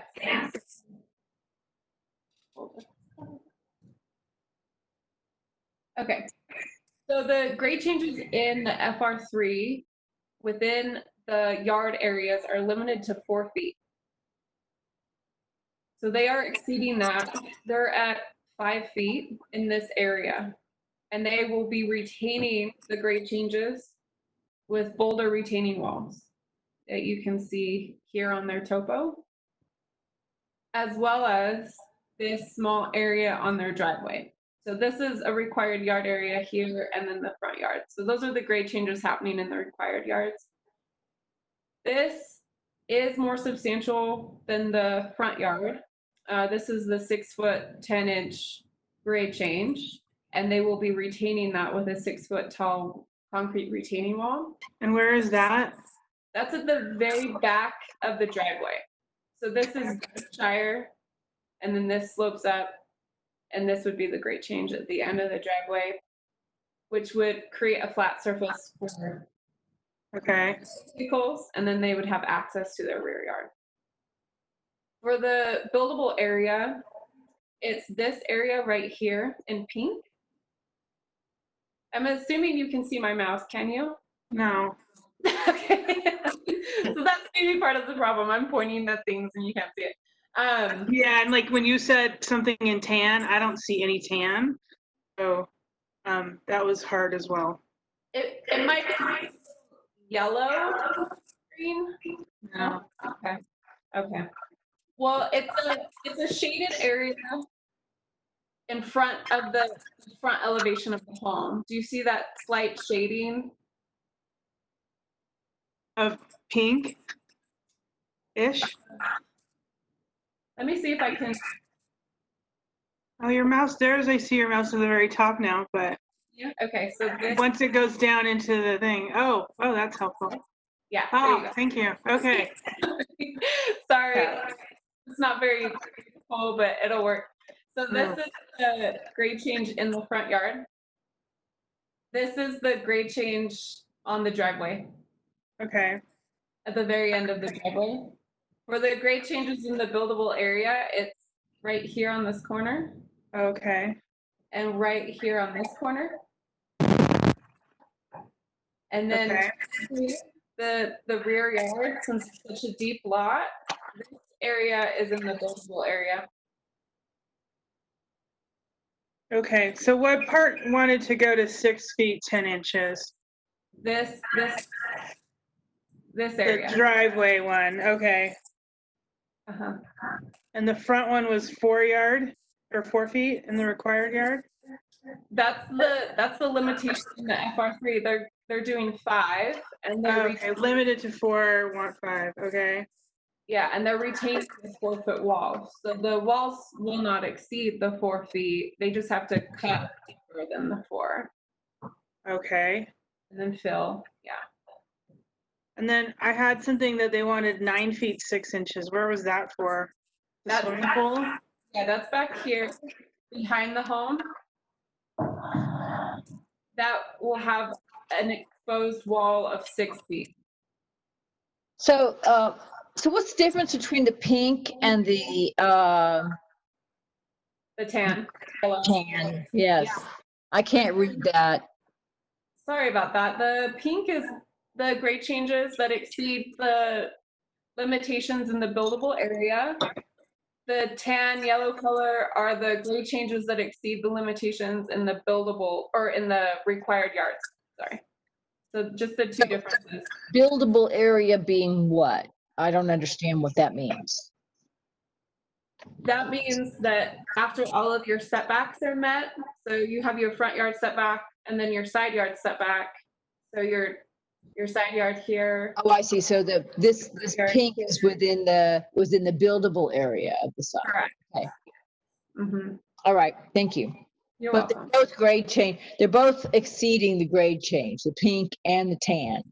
Yes. The only difference is that the permitted allowable grade change in the buildable area in the FR3 zoning district is 6 feet. Yes. And the allowable permitted grade change for required yards is 4 feet. So the dimensions are different. I see. Okay. Thank you. That helps a lot. Okay. You're welcome. Now, Amy, that helps a lot, Kelsey. Keep going. The height as well?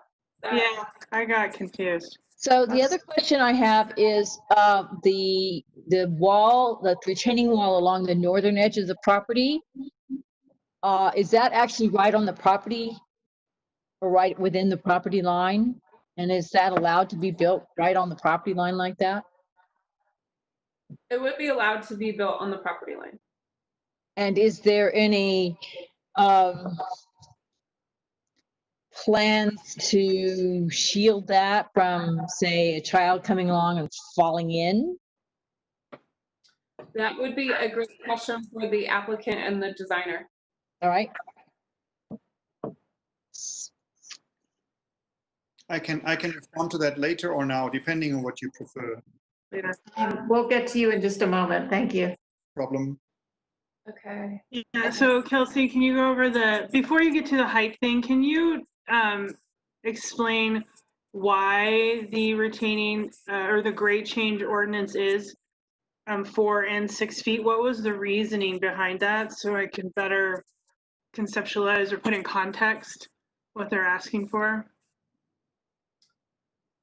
Yes, ask Wayne to jump in a little bit as well if he has the context of why that is the way that it is in the FR zones. But typically we try to limit the amount of grading in our foothills to protect the existing grades. Yeah, this was an ordinance that was created back in 1995, so I'm not sure exactly what the line of thinking is, other than in all of the other zoning districts, there are limitations on how much you can change the grade in the yard areas without getting a special exception.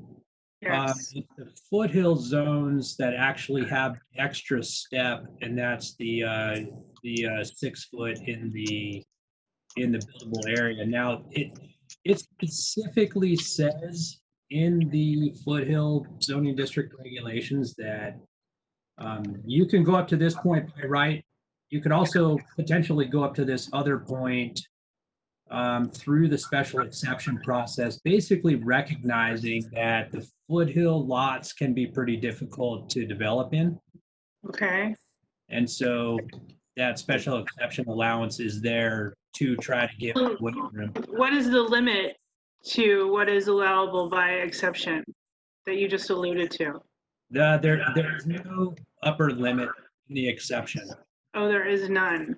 No, you can come in if you're going above 6 feet. If you're changing the grade more than 6 feet in the buildable area, you have to go for a special exception, but you can only go up to this point. It's basically up to reviewing the standards and seeing if it's, essentially compatible with the neighborhood. That's correct. There's no cap. Okay, so we're talking about this grade change in terms of compatibility with the neighborhood, not necessarily in relationship to protecting existing slope of the foothills. That could be. If you need to look at the special exception standards, this is a special exception, and there are, I believe, 5 standards. Yeah. A couple of them relate to compatibility with the neighborhood. There is an environmental standard.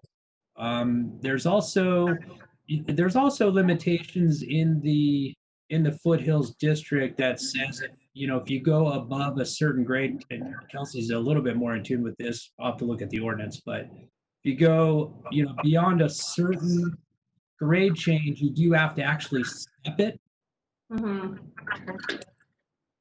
That is those terraced walls that I described a little bit in the presentation of the rise of 4 feet and the run of 3. So anytime that you have a grade change higher than 2 feet in the foothill zoning district, you have to retain. That's either through a boulder retaining wall, a concrete retaining wall, but it does require retention at this point. Okay, so the applicant can talk about if it's going to be terraced or if it's just solid. Oh, so the front yard is terraced. I can't. You cut out again, sir. Sorry. The front yard is terraced.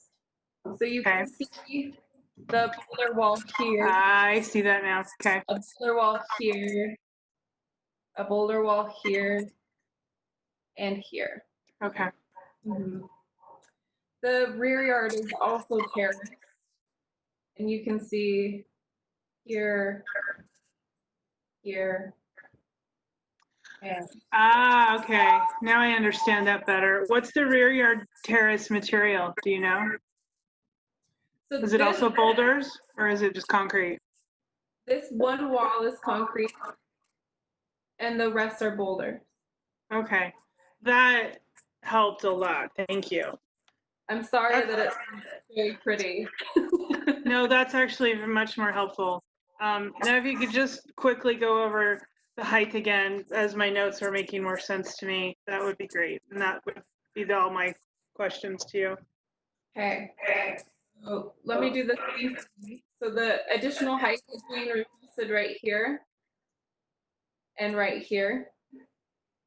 You have a 29 feet and 8-inch height, so that's 1 foot 8 inches over the allowed 28 feet, and then a 30-foot height here, 2 feet over the allowed 28 feet. The height is a little different in the Foothills Residential Zoning District. So what we do is it's not straight to the peak and the ridge, and we call it good on each elevation.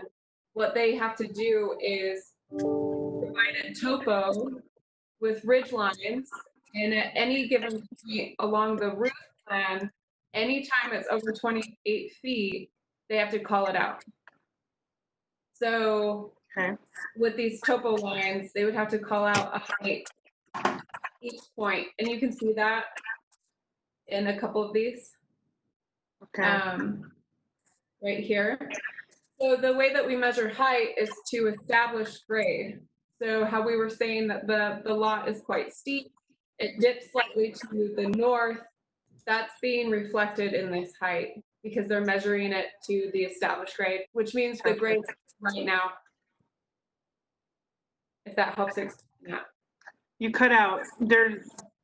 Say the last part again. It means that we're measuring it to the grade that exists now, the established grade.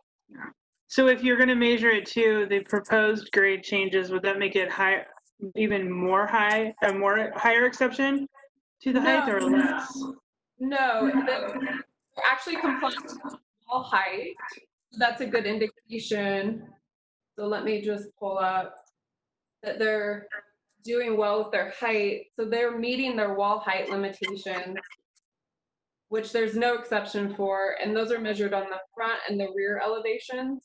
And they're meeting all of their wall heights. So it's a reflection on that established grade and the proposed height. Okay.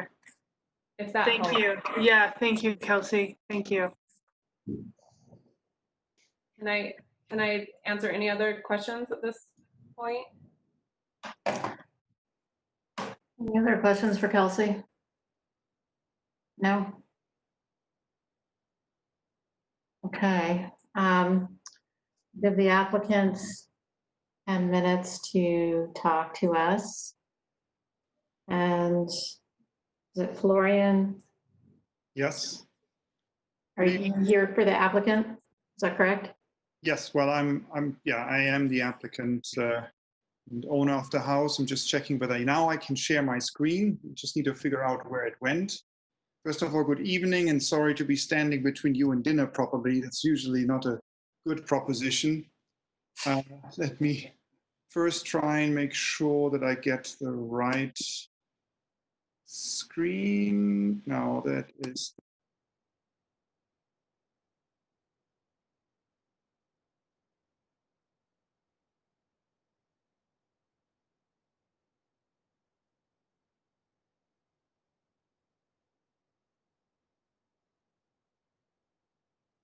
Florian, I think you might be on mute.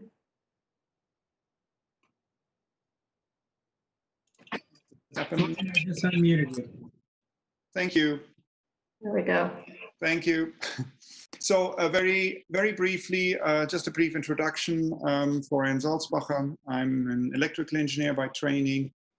I came to Utah by chance in the mid-90s during my graduate studies, then went back to Germany for a few years, did a first company, sold it to Siemens, and then still had strong connections to the University of Utah. So in 2003, I was hired back on faculty.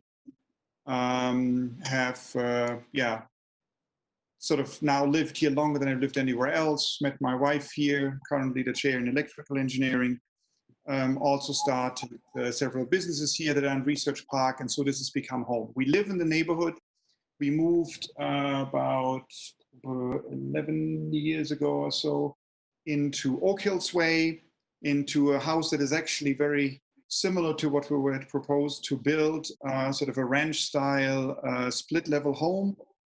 And yeah, for over a decade, we've been walking with our kids and dogs along the neighborhood. And this property on Devonshire was the one where my wife always jokingly for many years said that would be the dream lot to build on. And then about a year ago, a for sale sign came up, and my wife, while we were walking, actually called in. Long story short, we ended up bidding on that lot and getting that one up, and decided that, well, after all, it looks like we're going to build. One thing that we were very much aware of is that, you know, living in this neighborhood, it's really a beautiful and wonderful neighborhood, and, you know, protecting the look of the mountain and respecting the nature that is there is something that was really, really quite important to us.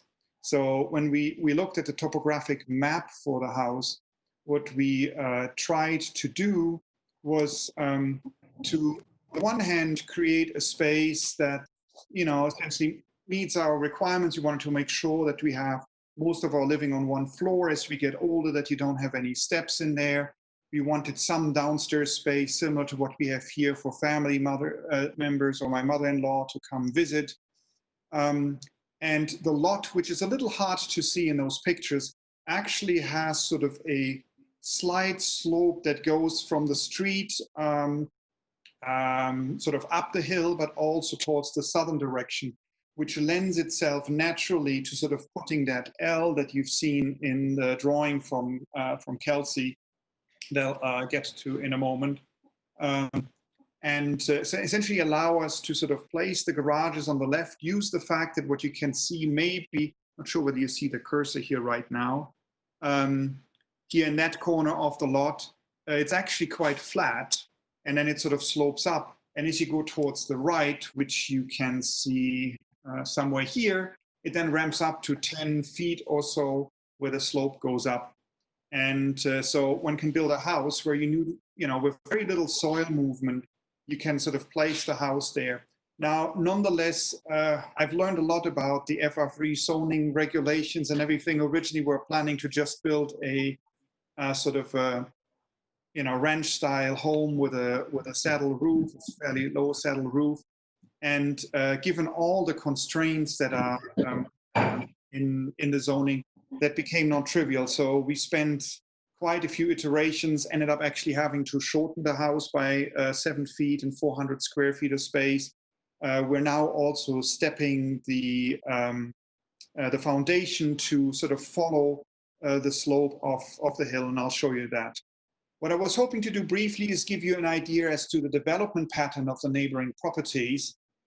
Here's a few examples of some of the houses, north and south. This is 1599 Devonshire, which is actually on that map. Sorry, the one over here, the right next to it is 1615 Devonshire. And one of the biggest concerns we originally had was that our house may be considered too small. You know, in the past, when we'd looked for other lots, often there were requirements for a minimum size.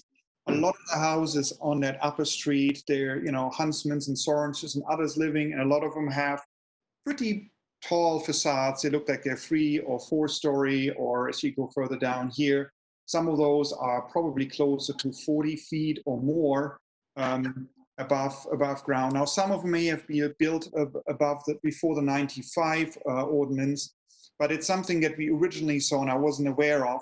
So I was very surprised that when we came out with the first drawings, we essentially got sort of shut down and said, oh, we were like 9 to 10 feet over the height exception, and some of the retaining conditions were much bigger. That is something I also wanted to show a little bit. When you look through the neighborhood, there, you know, some of them have pretty significant retaining walls that go to 20 feet or more to try and create a usable backyard. And so I hope what we've done is that we've sort of within 1 or 2 feet, we're now within what is actually allowable without asking for any exception.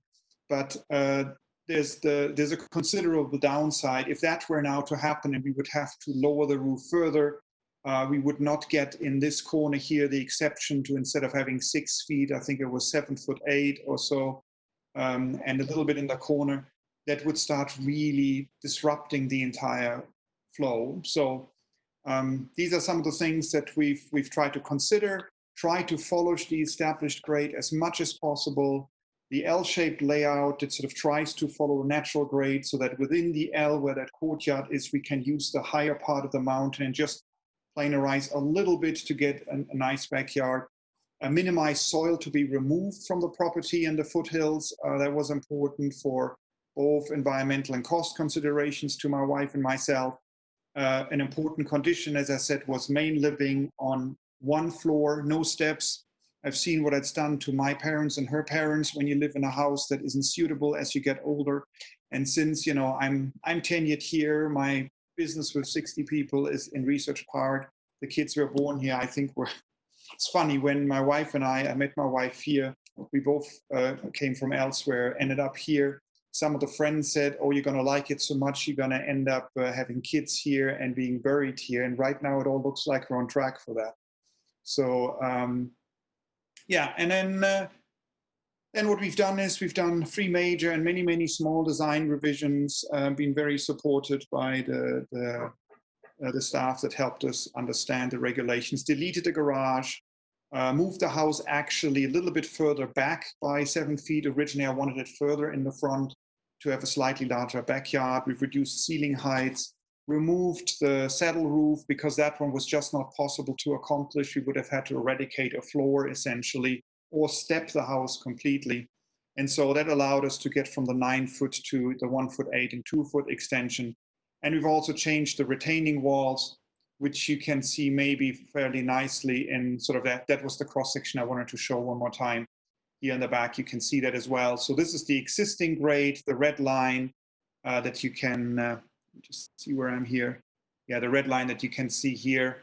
And then that is the little bit of a cutout. And so within only sort of 1, 2, and a third step, we're completely back there and using natural rock. In addition, you shouldn't be able to see it from the street. And what you can see here is that the foundation actually, you can see a little bit of the garage doors, steps up as you go up the hill. And so we hope that this really meets the spirit, I think, of the conditions. Again, on the east side of Foothill, where some of the mountain grade goes up to 35 and then 40 degrees. It's not trivial to stay within those requirements unless you want to build something that looks very strange. Anyway, so I look forward to any questions. I won't duplicate. Kelsey has done a wonderful job in explaining the retaining conditions. I look forward to any more questions that you have. And yeah, any more suggestions or ideas or something. Thank you very much. Appreciate your time. Thank you. Any questions for Florian at this point? Oh, I forgot. Sorry, I forgot the question about the safety. Where we have that one retaining wall in the back. There's actually a requirement for fencing for the yard, and that fencing cannot be a vinyl fence or something that obstructs the view. It has to be a steel fence or something that is transparent, allows wildlife to come through, but it would be designed essentially along the property line. The concrete wall initially is only 1 foot tall, and then it slopes up with a slope, and at the end it does become a little over 6 foot. And at that point, there's actually there's railing also so that our children wouldn't fall down from when they come to the backyard where the stairs are and to the neighboring property. There'll be fencing not along the entire 1,100 feet or so up the hill, but in sort of the area that is the house and the yard. And so that unless somebody climbs over the fence, and by the way, the property to the north right now, there's actually not a house. So there's nobody living there right now, but yeah, I hope that answers your question about what the plans are for that area. Thank you. Any additional questions at this time?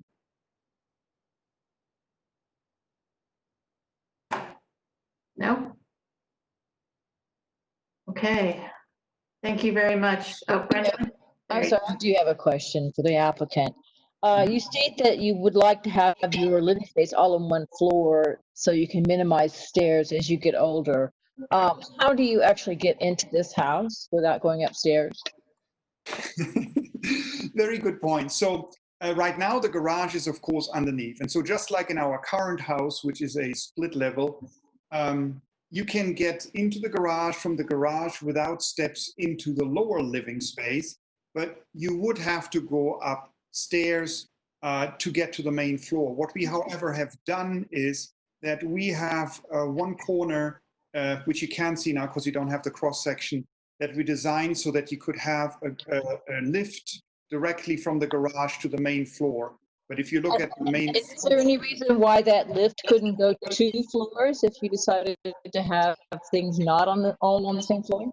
no, it's the living floor. We have our bedroom, the master suite on one side. I understand the plan. Okay. The question I'm asking you is, you're asking us to make exceptions based on the fact that you want to live on one floor because you're concerned about getting older. Yeah. I'm asking you, how are you going? Are there any other ways to take care of that issue as you get older? You're saying, well, and that's why I ask you how you get into the house without going up the stairs, which at this point you must go up a flight of stairs to get into the house, whether you're coming from the garage or the driveway. Yeah, but the majority of our life plays just like in our current house on that main floor, where our living room is, our kitchen, our bathroom, our bedrooms, and the backyard. Just like in the current house that we're in, this is all on one floor. Yes, the garage is underneath, and that is the only part that's sort of unfortunate. On the other hand, that would then spread out the surface area even more if you try to make that work. So if you were to limit that, then we would have to cut off even more of the house, eliminate the children's bedrooms, etc. And I don't know, this is one of the biggest investments we're making, and we've come a long way. And so I hope that it's understandable. For me, the living was essentially, yes, you're right, we need to go to the garage whenever we drive out, so that's an issue. But in day-to-day living, I've seen a lot of houses on the hillside where every room is on another step. And as you go into the master suite, you go up 3 steps, and then you go down to the living area. From the kitchen, it's another 4 steps. And once you turn 70, 80, 90, I don't think you want to do that. You want to be able to shuffle from your living room into the kitchen and back there without having to do that. If you leave the house, we're on a hillside, yeah, then you may have to put a stair lift in, either in the main staircase or put an actual lift to the elevator. But I would not want to have something where in the area that I use daily, every 20 feet I have a few steps that I then have to put in a stair lift for that. I think it seems, maybe So a bit unreasonable. I have another question for you. Understanding that particular aspect of your desires for your new home, and I do understand that we're all getting older every day. Why did you select a site that has such a steep slope? Actually, this is probably the site with the least steep slope. And the reason that we purchased that is that when we look at it, we felt we could realize that home. The reason we went up there is, we're back against the mountain. All the other lots in here are so that at night the neighbors can look into every room in our house. And so it's impossible. There are no lots here that are so that you could have a little bit more privacy. And that's one aspect. We have a fairly good view, luckily, where we're positioned. That one, of course, is also better, but it was really the thought of sort of having a larger lot. And there are very, very few lots left in the entire neighborhood. And I think on Devonshire, there's really only those 3 probably left, the ones north and south of ours. And then there's one sort of diagonally across the street that was just purchased where somebody else is building. And so there's not a lot of options there. And this was the flattest one we could find. Okay. Any other questions for the applicant at this time? No?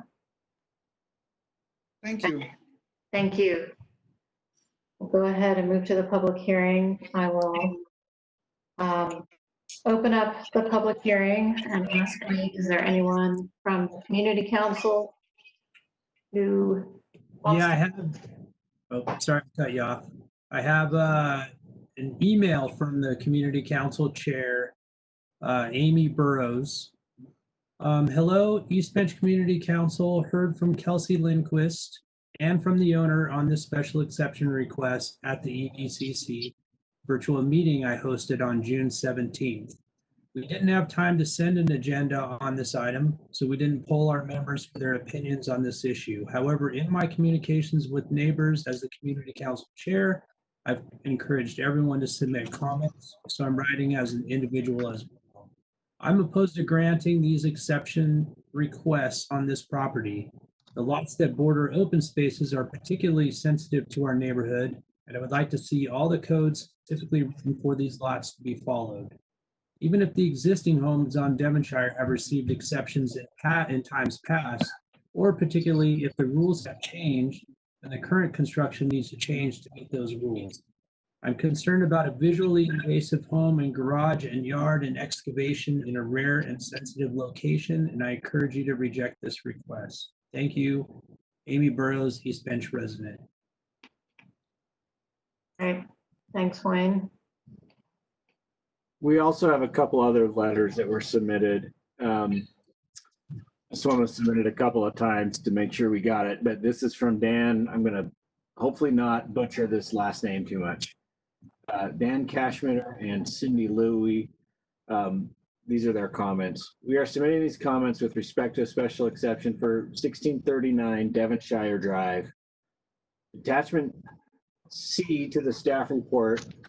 Hang on, I just lost the document. All right, attachment C to the staff report states that the proposed front yard setback is requested at 49 feet, which is larger than the average setback of 42.5 feet. The setback of our home at 1615 Devonshire is approximately 34 feet from fascia to the curb, and the nearest residence to the south is approximately 44 feet. This would result in an average setback for 5 contiguous lots of just under 40 feet. We would also like to point out that the home directly across the street is around 33 feet from the fascia to the curb. We believe throughout Salt Lake City, setbacks on both sides of the streets should be taken into consideration when arriving at an average. The approval of above average setbacks establishes a precedent by the Planning Commission and invites adjacent lots to request variances so they may jockey for position relative to adjoining lots for specific views to either the north or south. The result could be a jigsaw of setbacks in an area that otherwise is a continuous street with minimal topographical demands. The applicant is also requesting variances for height and grade changes. Page 38 of the staff report makes reference to homes along the block face that are 35 to 40 feet in height and calls out our home at 1615 as an example. I'd like to state for the record that at the time of our application, we were the subject of intense scrutiny given that the property was within the foothill overlay zone. We were held to strict limitations on both height and grade changes. Our home is 31 feet high at the front face and was built without grade change exceptions. We are also unaware of any properties in the immediate area that are 40 feet in height, and all homes on the west side of Devonshire are generally set lower, which afford ample views for homes on the east side of the street. Lastly, staff acknowledges there are CC&Rs governing the subdivision, but states that those are not within their purview. However, the Sunset Oaks Architectural Design Committee has not been consulted as required by covenants governing construction of the home. We respectfully request that the planning delay consideration of this project until these issues can be resolved together with the Sunset Oaks Architectural Committee and residents directly impacted by these special exception requests. Thank you. Hey, Nick, I just want to follow up with that. Mr. Kashmir sent a follow-up email while the meeting was going on, and it says, Wayne, I'm listening to this, and it is apparent that the Planning Commission members are not inherently familiar with the strict requirements of the foothill overlay zoning requirements. I want to reinforce my request that this needs to be delayed and reconsidered after careful consideration. Thank you. Great, thanks, Wayne and Nick. Are there any members of the public who wish to speak? We do have others to read. One of them that email that was submitted, the person is actually present and raising her hand. So I'm going to unmute her. This is Martha Reiser. Martha, would you like me to read your comments or would you like to speak? I can unmute. I'm going to unmute you right now. There you go. Am I unmuted now? Yes. Yes, you are. If I hear feedback, if it's troublesome, I'll have you read them. I would like to thank the Planning Commission, and I would like to extend a hand of friendship and welcome to our new neighbor, however this is resolved. We oppose the requested variances. We live across the street at 1646 South Devonshire. The East Bench Master Plan was created to ensure that the development is respectful of the limits of terrain and overall appearance of the neighborhood. Height and depth variations allow for bigger and taller buildings by definition, respecting the terrain and the neighborhood in order to build a bigger home, perhaps for higher ceilings, etc. Detailed in the staff report, this home includes a did request originally an 8-car garage, and that's where they reduced the size. So it includes a 7-car garage, a mother-in-law space, room for a swimming pool, and space for additional future expansion and other personal preferences. The staff report does not describe a need or reason for the additional height in the front. The argument that the terrain is steep and hilly applies to every lot on this street and neighborhood. There are at least 5 empty lots within 2 blocks. Granting these variances will set a precedent. The owner's position that in the past others appear to have built taller, larger homes than is permissible may or may not be accurate. Further, it is a child's argument that everyone else did it. That does not make it right. Our 40-year-old home across the street complies with building and subdivision codes at the time, 25 feet height at the median terrain grade, and my driveway resembles a downhill luge run in order to comply and not impede or block the views of the neighbors to the east. Their requested height variance will create a taller home, dominating the hillside and filling our view of the mountain. This variance impacts every individual who, like this owner states, enjoys walking on Devonshire. No one wants to look at an additional 2 feet of building height across about 40 to 60% of the frontage, as I understand the drawing, blocking the view of the mountain and sky.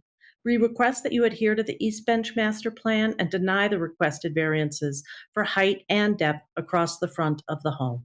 Thank you. Thank you.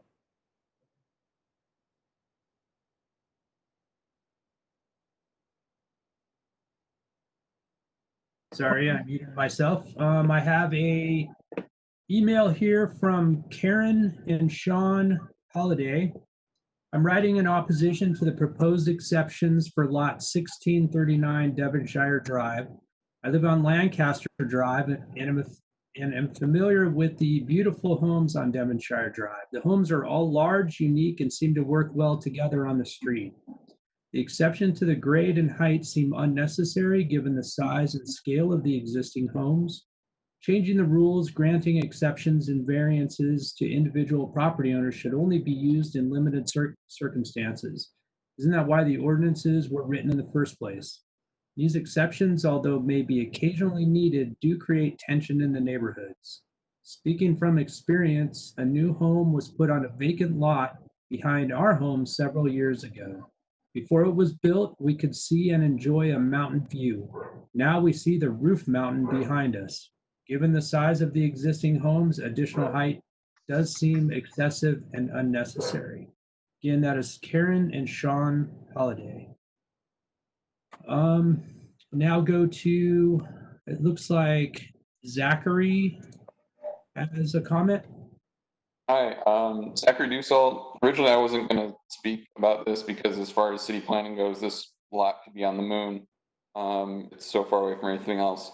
But I just want to bring into focus what we're talking about here. We're talking about 2 feet of exemption to the grade changes. I don't think that's excessive. I think that's very reasonable. And it seems like the homeowner went through various iterations to get it down to these minimal exemptions. And I also just want to bring up something that Amy said. She said, how were these standards developed for the the grade changes. And frankly, there's no real science behind this. It's just what is average or in the neighborhood or what people think is acceptable. There's nothing that definitively says like this should be 6 feet. At least nothing that's science based. I'm sure there's a lot of complaining that goes on from neighbors to lower those limits, but there's no science behind those limits. And I'm just in favor of the application. I think the applicant did a very good job at scaling their plans down, it seems like. Thank you. Thanks, Zach. I do not see any more hands raised. If anyone else wishes to speak, please raise your hand. We have a hand that just popped up. Karen Edson, the hand popped up and then went away. Do you wish to speak? Yes, Please. please. I Thank want you. to welcome Florian and his family to the neighborhood. It's a great neighborhood. I do feel that once we create one exception, especially for height, then it leads to another in the future, and someone else will ask a little bit more and a little bit more. So it concerns me, and I'm wondering what it would take for him to limit the height to 28 feet. How would that change the inside of his plans? Thank you. Thank you, Karen. Anyone else, please raise your hand. Okay, I'm not seeing any more. Okay, No? thanks, Wayne. I'll go ahead and close the public hearing, and I'll let the applicant come back and respond to some of the comments that were received during the public hearing, and in particular the question about how complying with the existing height and grading requirements would change the plans for the building.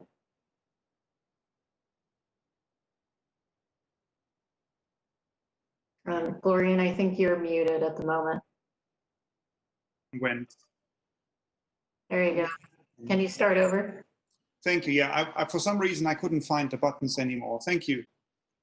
Well, so first of all, thank you. I appreciate the concerns and comments. Yeah, it's a little hard without going into the details, sort of what's inside the home. Maybe a brief comment on the other homes. We actually, it's not all in here, but you know, I think Dan already commented on his house being at 31 feet.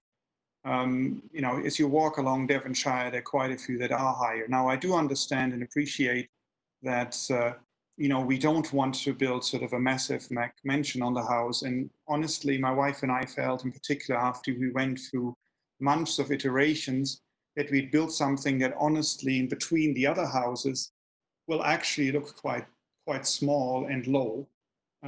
Because in particular, the exposed height, you know, after you know, filling up the grade is clearly below the 25 feet. So it's actually even lower in the house than we're living in right now in Oak Hills. So, you know, Dan's house has sort of 3 floors exposed. In our case, it'll be 1.5. Yes, there's a grade change, but it's not like you would see that suddenly as this massive thing that would block the view. Also, the house across our street, just as a side note from my observation, did not seem to have many windows that actually faced in that direction. Their house seems to be mostly faced towards looking down. Nonetheless, I appreciate that. I mean, I also, you know, in our case, we have our living room and our bedroom facing the neighbors. And if the lights are on at night, you can see everything. But I don't think we would have that situation in this house. Now, the question is, what would happen if these exceptions were not granted? You know, apart from, of course, additional pretty significant cost that goes into yet another round of, you know, engineering and drawings and everything.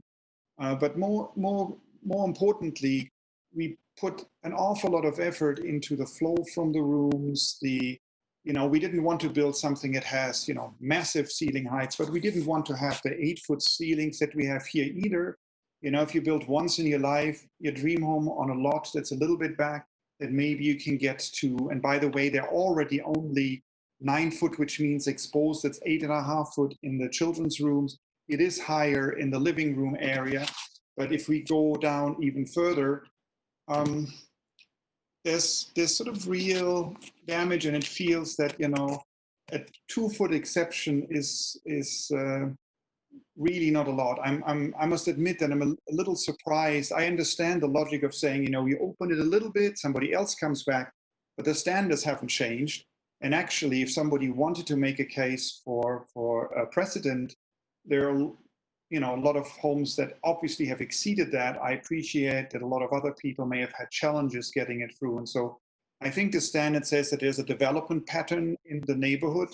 And when you look at that in terms of, the overall construction, we've gotten as close as we possibly could get to this. And we just sincerely hope that, people put themselves into our shoes a little bit as well and say, okay, if, I don't know, you obviously haven't been part of the last 8 months that we've gone through these things.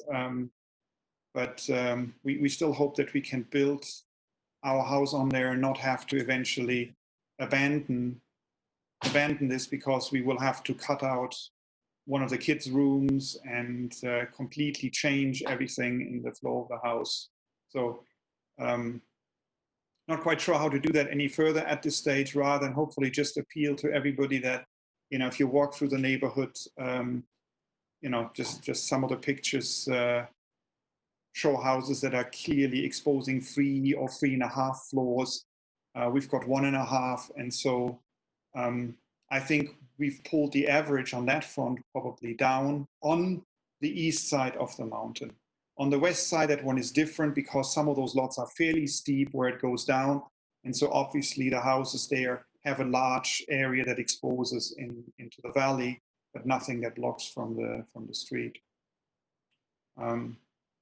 Yeah, I'd really hope that we went into this with a spirit almost sort of from the European side and really wanting to be very compliant environmentally, from not disrupting the mountain and doing something that is technically smaller than the other houses there, and even some that are being built now.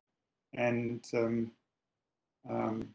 so, yeah, but that's sort of almost more sort of an emotional appeal and a, as I think Zach said, we're not asking for 8 or 10 foot exceptions here.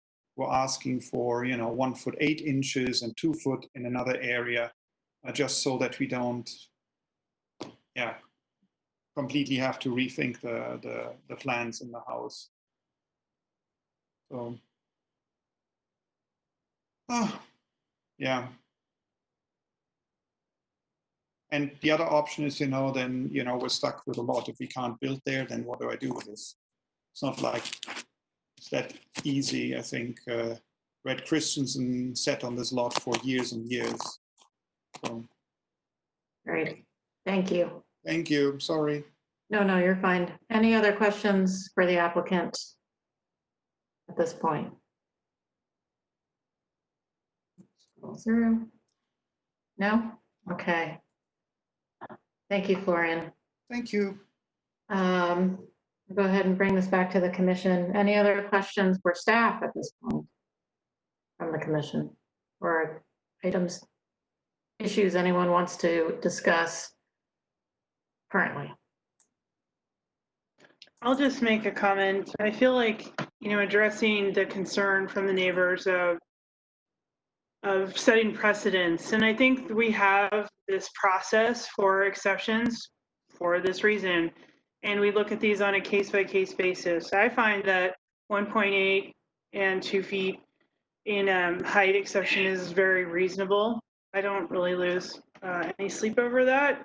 But if another case came before us that was asking for a lot more, I would look at it very differently. So that is the process of handling how we don't really set a precedence. We set a case by case process with Salt Lake City, and I take each case very different, or I look at them differently. So I'm personally very comfortable with that height exception. And after the explanation by Kelsey, I'm a lot more comfortable with the slope grade exceptions as well. So that's where I stand. Thanks, Amy. Yeah, I want to jump in too. This is John. I agree with Amy. I think the 2 feet of height is reasonable in this case. I think I agree also that the reason it's before us is so that we can look at the context of the surrounding sites, and architecturally, I think this fits in very well with the precedents that are nearby.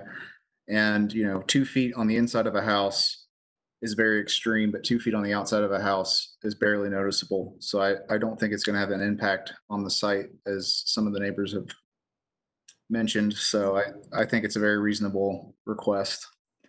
So. Thanks, John. Okay, any other comments? Yeah, I actually went out to the site and looked around at the other houses, and at first I was a little put off with this proposal, but I think that given that the actual view to the house from the street will be of a building that is barely 1.5 stories, maybe just a little bit of a peak of 2 stories, has convinced me that this is a reasonable ask for us, and the applicant has gone to a lot of trouble to try to make this a reasonable request, despite the fact that seems to have started out with the idea of a larger, flatter house, has backed off a lot. So from that perspective, I think it's a reasonable thing to approve. All right, thanks, Brenda. Any other comments from the commission? Madam Chair, I'm ready to make a motion. Thank you, Amy. Based on the information in the staff report, the information presented, and the input received during the public hearing, I move that the Planning Commission approve PLN PCM 2020-00215.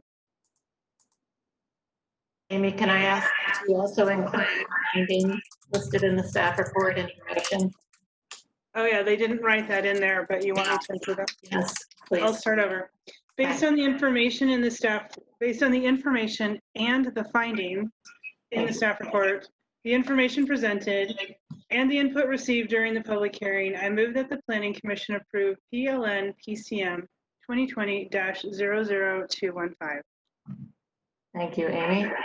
I'll second. Okay, we have a motion by Amy. Was that a second by Crystal?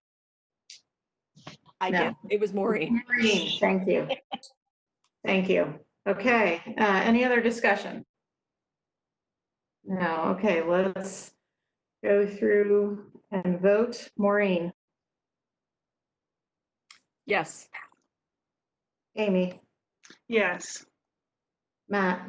Yes. Andreas? Yay. Brenda?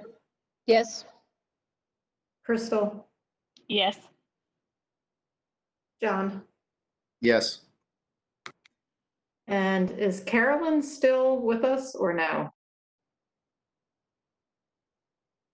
I'm not seeing her. She's showing up as here, but I don't see her on the video feed. Okay. List her as abstained. Okay, 7 in favor. Motion passes. Thank you very much, and good luck with your house.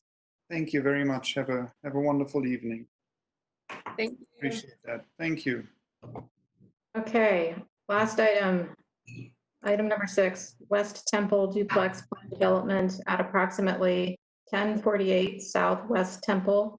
This is PLN SUB 00174, and Chrissy is making the staff presentation. Hey, good evening. Can you see my screen?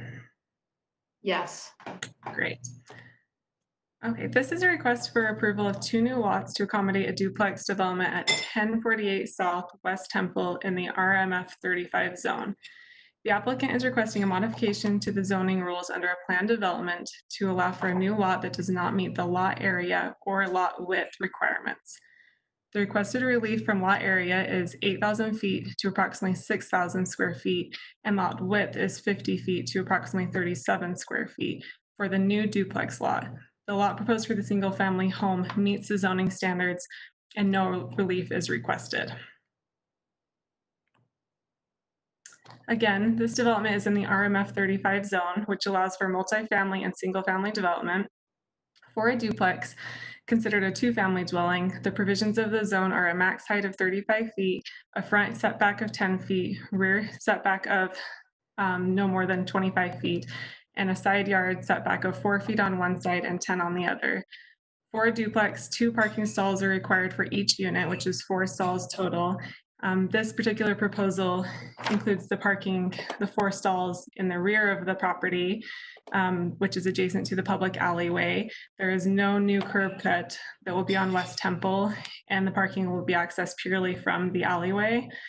You can also see that they are well above their setback requirements. A 30-foot setback requirement is proposed in the front, actually closer to 36 feet with the porch, and then 85 feet in the rear. So like I mentioned, as far as plan development requests, they're requesting relief only for the duplex lot, which is from 8,000 square feet to approximately 6,000 square feet, just a little bit over, and then lot width of 50 to 37 square feet. This is the elevation and renderings of the development. The applicant is proposing to build 1 up-down duplex and retain the single-family home already on site. The primary entrances for the duplex unit are on the north side of the structure. They are here. And with a front door on the front of the property that leads into a breezeway of wood slotted panels. The primary materials are wood stained black siding, wood slotted panels, and glass. I have a rendering on the next slide to better show what these wood slotted panels look like. But essentially they would come in the front door here into a breezeway that leads them back. And then the first unit would enter here, and then you could go up the stairs to the second unit. So as far as the design, this better shows what those wood slotted panels look like. This is actually a rendering of the initial submittal, but the initial submittal did not include a front door, which is required for all residential development. Additionally, staff expressed some concern with the design that it didn't incorporate street-facing features that would engage the pedestrian to the unit. Staff recommended that they perhaps add a balcony or a front porch that better mimics the character of the neighborhood, as many of those homes also have front porches. The applicant was amenable to those changes and was a bit creative in their design by adding a front door and then continuing those slotted panels through the back. Although the design is unique, it generally fits the intent to provide a street presence with an alternative design, so staff felt comfortable with that modification. One thing that staff does recommend is, you'll see it as a conditional approval, is adding at least 2 windows to this south-facing facade. Our public comments also mention that facade as a concern, that it's relatively blank. So planning staff would like the applicant, if the planning commission is amenable to the request, to add at least 2 windows to be determined and worked out with staff. So as far as the development potential and scale, the lot is approximately 14,300 square feet total before it would be subdivided. And if the single family home were to be demolished, the existing lot could potentially meet a density of 5 attached multifamily units or townhomes. If they were created with parking and other measures, it does have the lot area and lot width for that. It is the opinion of staff that a new duplex, while retaining the existing single family home, is a better fit for the neighborhood. As shown in this image, you can see that there are many lots that are also long and narrow, and that this would actually fit the character better than one large single-family home. Overall, the proposal meets city housing goals to broaden the range of housing types, specifically missing middle housing, which is lower scale multifamily housing that's not bigger than an average house, and also increases density to support local transit and amenities. This area is transitioning in somewhat eclectic in housing styles. So although it is a more modern unit, in the immediate vicinity, there are other examples of modern structures that fit the character, as well as flat roofs. These are images of the existing site. So you can see here on the right, that is the existing home. And then where this lot of trees are is where the duplex is planned. This is a close-up rendering, or I mean, photograph. And then this is the alleyway behind the site. The yellow is intended to show you approximately the boundaries of the site. It goes from power pole all the way to the edge of the photo.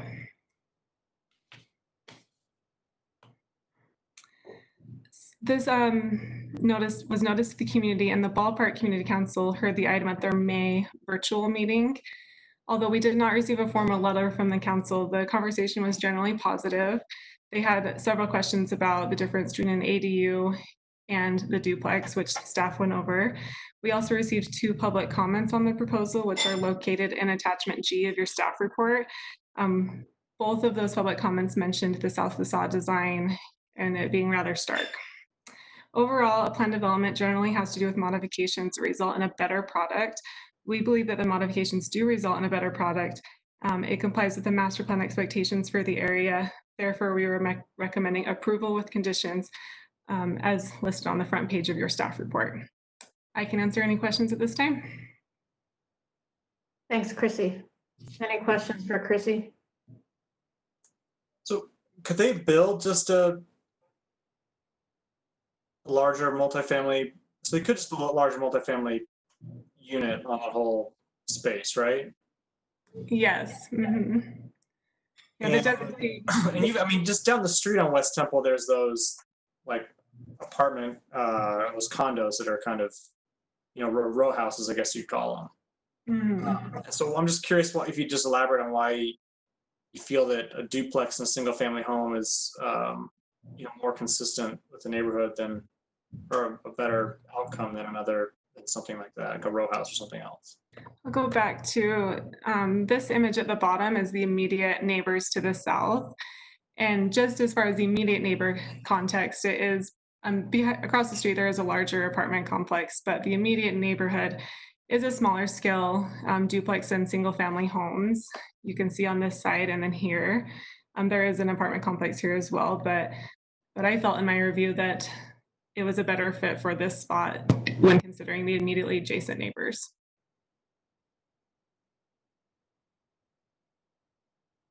Thanks. So, Kelsey, can you go back to the,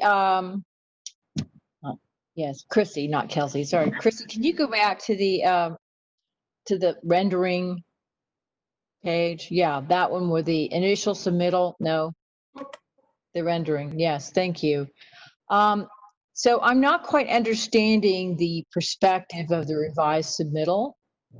So are you saying that what looks like windows that are kind of covered up is actually what is that? I don't get this at all. I don't understand this drawing. Yeah, it is a little confusing. It's actually these wooden slats with just openings in them. So there's no formal window. Okay, so the wooden slats run the whole way back now? Yeah. They turn the corner and run the whole way back. Yeah, so they have a front porch here and then they come all the way back. Okay, and is it roofed? I don't believe it's roofed, no. What's the purpose of them? We do have the applicant here that can probably answer some of your more specific. Yeah, understood. Okay.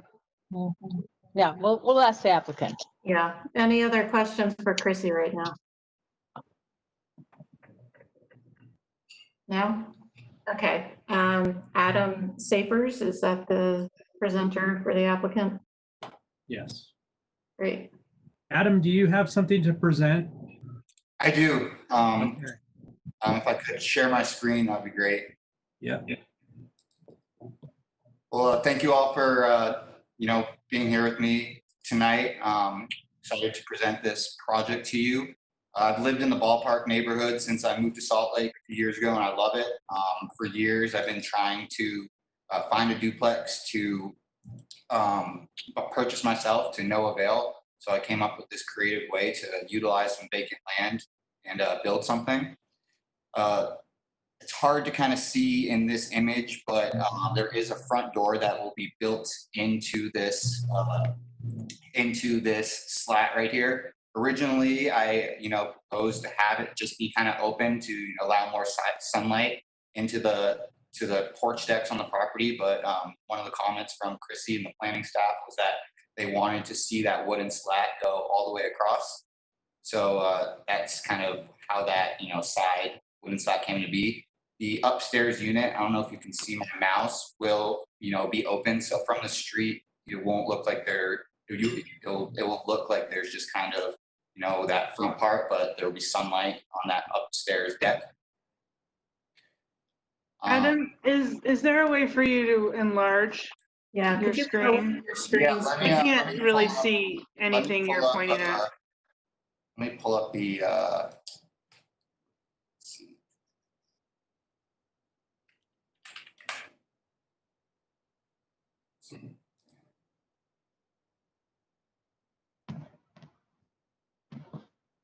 So it does look kind of blacked out a little bit right here, but there's going to be a front door kind of built into that wooden slat.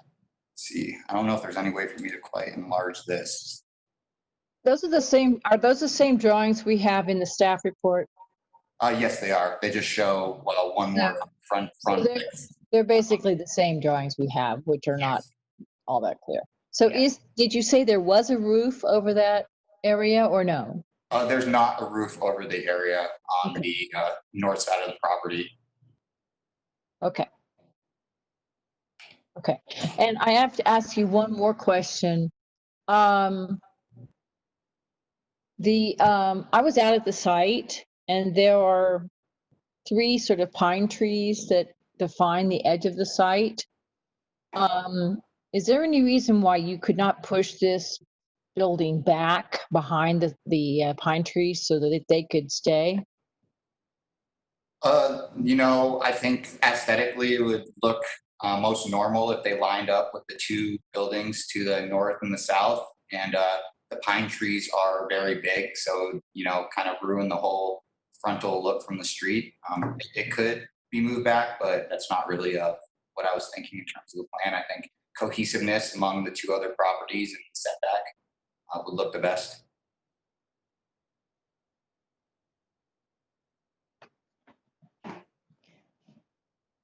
Oh, can you zoom in on that? Oh, no, that's not it. Okay.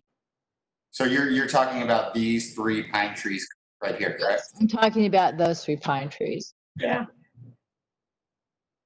Partly I'm asking this because I find this sort of boxy.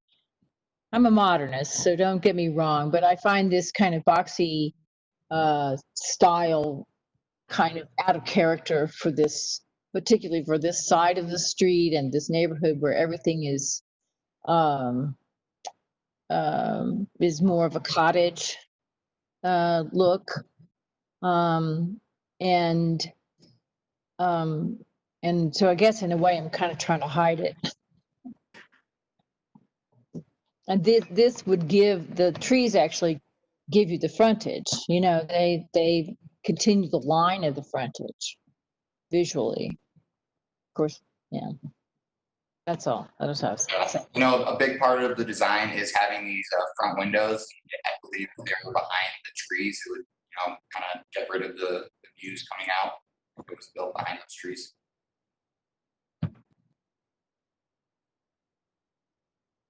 So let me just kind of go over a few key points. Just a little bit of backstory. I approached the current single-family homeowner to Metagatherum, and I believe it was brought up earlier. Why not just do townhomes or something there? The home on the south side, on the north side, was her childhood home, and she has expressed that she wants that to remain there. So she has no intention of ever selling that piece of land or knocking it down.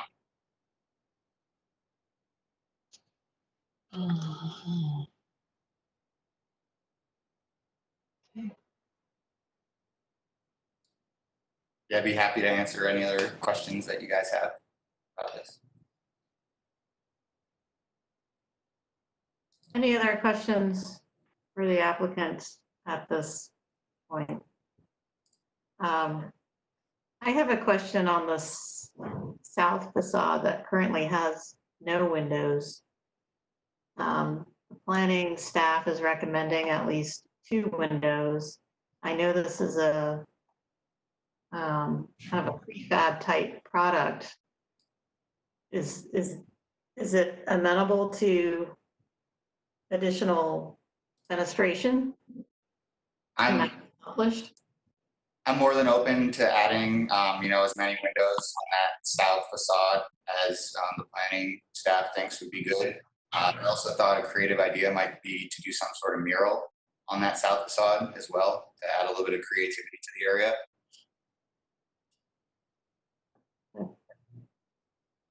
Great.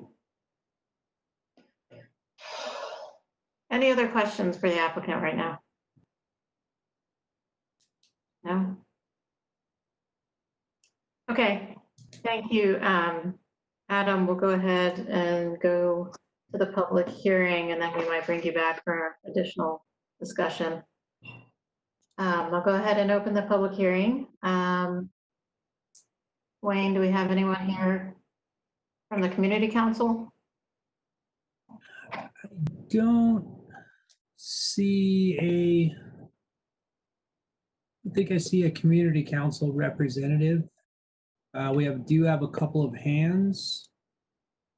I'll start with, I believe it's Nick Teja Reza. Teja, can you hear us?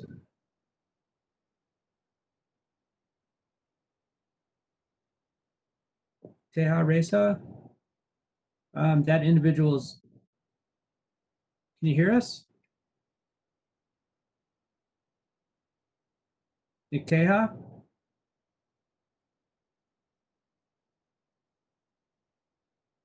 Seems to be something happening there, but I can't, we'll come back to you. And Zachary.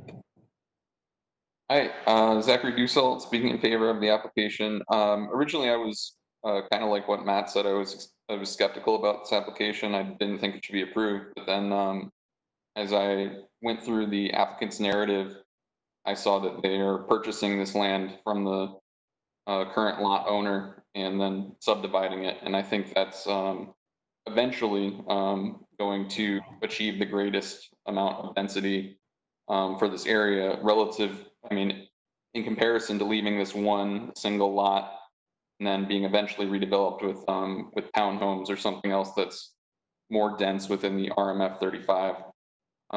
So I'm very happy that the applicant's doing this. I really wish other people would kind of take his lead and find these larger lots that could be subdivided and add in some density around the city. I think it's a great strategy. I also want to commend staff on their recommendation of adding 2 additional windows to the south-facing facade. I think that's very important for keeping eyes on the street. I also really like that there's no new curb cuts with this and that parking's accessed through the rear through existing alleyway systems. I think that's very pedestrian friendly. And I think that's it. Thanks. Thanks, Ed. Okay, let's try this again. Nick Teja? Be able to speak? Teja Reza. If you have the ability, if you're trying to make comments and for some reason it's not working for you, if you could send us your you can email your comments at planning.comments@slcgov.com. Teja? Yeah, unfortunately, we're not hearing anything, but her hand is open or up. We do have another hand that just went up. Forrest Gaskill? Hey, can you hear me? Yes. Yeah. So I kind of agree with Zachary's point. I like to see people come in. I like to see them get creative about adding density, especially this close to downtown. And you know, so it's not as easy as always just throwing in a multifamily building and a vacant lot, because those are harder and harder to come by. And for this particular application, I like his use of space. I can see a point with the trees, but I think that these types of buildings are becoming more common in that area, and I think that it does kind of blend well with the other the new buildings going in the area. But really, I just wanted to say that I do applaud people that get creative about adding density kind of in this area. And that's it. That's all I wanted to say. Thank you. Okay, let's try once more. Teja Reza?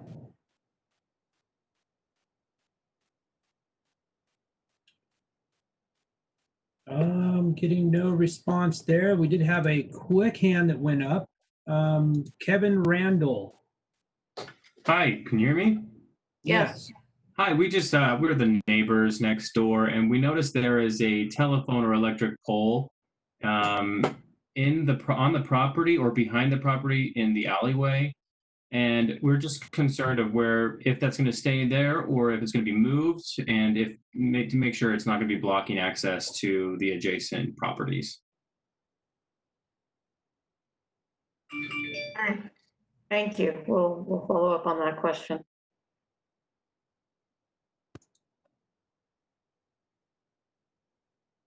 Hands keep going up. It gives us another chance to try. Teja? Teja Reza? Nope, not able to hear anything there. And that looks like that is the last of the raised hands. Thanks, We Mike. did not receive any email comments other than the ones that you have in your staff report. Okay, thank you. Okay, I'll go ahead and close the public hearing. Bring the discussion back. Adam, do you want to address the question regarding the utility pole in the rear of the property? Yes, I can address that question. The parking will be built around the utility pole. The plan is to leave it in place, and there is enough width to add the number of parking stalls to meet code, working around that pole. Great, thank you. Any other questions for Adam while we have him from the commission? No? Okay. Thanks, Adam. Any questions for staff or any discussion, any issues, concerns from the commission, or someone ready to make a motion? Well, I don't have any concerns about the subdividing, but this plan development really doesn't hit the mark in terms of everything for me, what we have been doing over the last couple of years in street engagement. This looks like a shipping container plopped down here. Whether you put windows on the south side, I don't think is helping any of the street engagement. It looks like the side of a building, and it's just there. There's nothing that I find that makes this a better product. If we're looking at the modifications result in a better product, I don't think this remotely hits the mark for me. And I don't think that it complies with standard F. I disagree with staff's findings that there are no natural or built features that significantly contribute to the character of the neighborhood. I think we've seen in those pictures other narrow homes that are handled well, that have some engagement to the street. So it's not about it being a narrow lot. I think you can draw upon what is in the neighborhood to actually make that compatible. So I disagree with standard F, and I don't think this plan development is a better product with what's been presented to us. I'm with Amy. I don't see this as being a better product. I think there's definitely better uses for the site and location, ways that we can better accomplish our housing shortages and problems and needs. A duplex is just not gonna, I just, in the way it's delivered here, I just don't see it as a better product than what we're getting that could be achieved through strict adherence to the zoning standards. So, you know, I'm with Amy. Can I speak to that real quick? You know, I'm open to redesigning the architecturals to better fit the neighborhood if that's something that the staff recommends. I was trying to work on that thin lot to do something that, you know, was kind of narrow. But today I'm asking for the, you know, the reduction of the width and area size. So if redesigning the actual building is something that something you're looking for, I'm more than open to looking at that too. Okay, thanks, Adam. This is actually the point where the commission talks. I'll reach out to you if we have any additional questions for you, but I appreciate the feedback. Okay. Well, yeah, I would then want to ask Chrissy, like, what? I'm not actually against a duplex. I just think this is really missing the mark on the existing features and compatibility and what we have been setting as standards for street engagements. So I would ask Chrissy then, you know, what's the recommendation in terms of trying to address those in a better way to make me feel like we would yield a better product, because what's there now just doesn't do it, and I don't know that I would have enough terms to qualified to put exceptions in a motion to make that better. And so I just would like to hear from staff on what maybe their thoughts on that were. Yes, and that's completely understandable, and I see where you're coming from. One suggestion could be to increase the size of the front porch, at least the bottom level, or perhaps even extending it on the top level. There is plenty of space in the front setback to add a larger front porch that could engage the street better, as well as perhaps varying the materials, since it is the wood siding, the black stained wood siding with the lighter wood slats.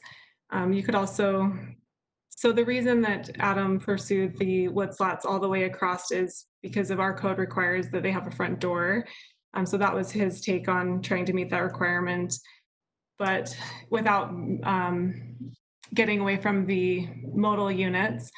So there is also the opportunity to just do a regular build where it does include that front door with a new design where it's not the slats going across the side. And it just fully encloses the bottom unit.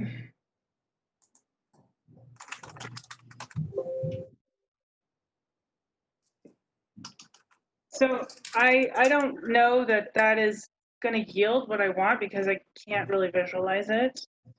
Because when I looked at the photos of the adjacent, there was one photo of a white house that was very narrow, and it had the windows, and then it had a little setback, additional width for a front door. I'm not saying it needs to look like that, but when I think about what is in that neighborhood and on that street that is narrow, which we can build, I don't know that what you propose will yield it, because I can't really visualize it. So I don't know if it's possible to, you know, approve the subdivision and then require them to come back for the plan development with their modified design. I don't know what the options are on this one, but as it stands, you know, right now, I mean, I want to work with to give them the opportunity to make this work. if what I'm looking at right now is what I have to vote on, then I'm not there. I can kind of sit, if you wouldn't mind, this is Wayne. Just a couple of things. There are no design really criteria in the RMF 35 zone. It's a struggle that we have with the RMF zones. In fact, we had a project that was over by, what was it, 7th, just west of 7th East and off of 17th South, where there was a plan developed. Yeah, you know which one it is. The problem that we have with the RMF 35 zone is, like I said, there's no design criteria. So one thing that you could do, if you're okay with this concept of, saving the single family home, retaining the multifamily, but building a duplex kind of in this configuration, you could table your decision and tell the applicant, to go back and do some additional design work. That would enable the applicant to go back and then come back to you without resubmitting an entire plan development request. But, the option on this property is that structure could get torn down and a pretty hideous multifamily structure could be built on this property because of the lack of design regulations in this zone. Yeah, but the applicant said that the homeowner has no intention of ever selling. Is the house she grew up in. So I feel like at least that wouldn't happen on my tenure in the planning commission. So maybe I'm free to not be hindered by that. But I'm not against the concepts. I'm not against subdividing or the duplex. But that's where I stand. I don't know where anyone else stands. I would be in favor of tabling it so the applicant doesn't have to resubmit, but then can do a little bit more work to address that engagement so that it doesn't feel like the side of a building, so that it's actually more in line with what we have been verbalizing for the last 2 years that I've been on the commission on how to deal with these type of plan developments. Yeah, I'd like to jump in. I agree. I think that there's, I think it's a good use of the lot, honestly. I think there can be some improvements to the facades, but when it comes to a project like this, details are very important if you're going to go as simple as it is. And, I understand the slatted walls. They're basically, you think of them like railings that go all the way up. It creates privacy while still allowing you to see out. But the details are really important. So I think the really rough part of this is the renderings just don't tell the story. It looks really cheap. If you do it well, it could be interesting, but if you do it poorly, it can be really bad.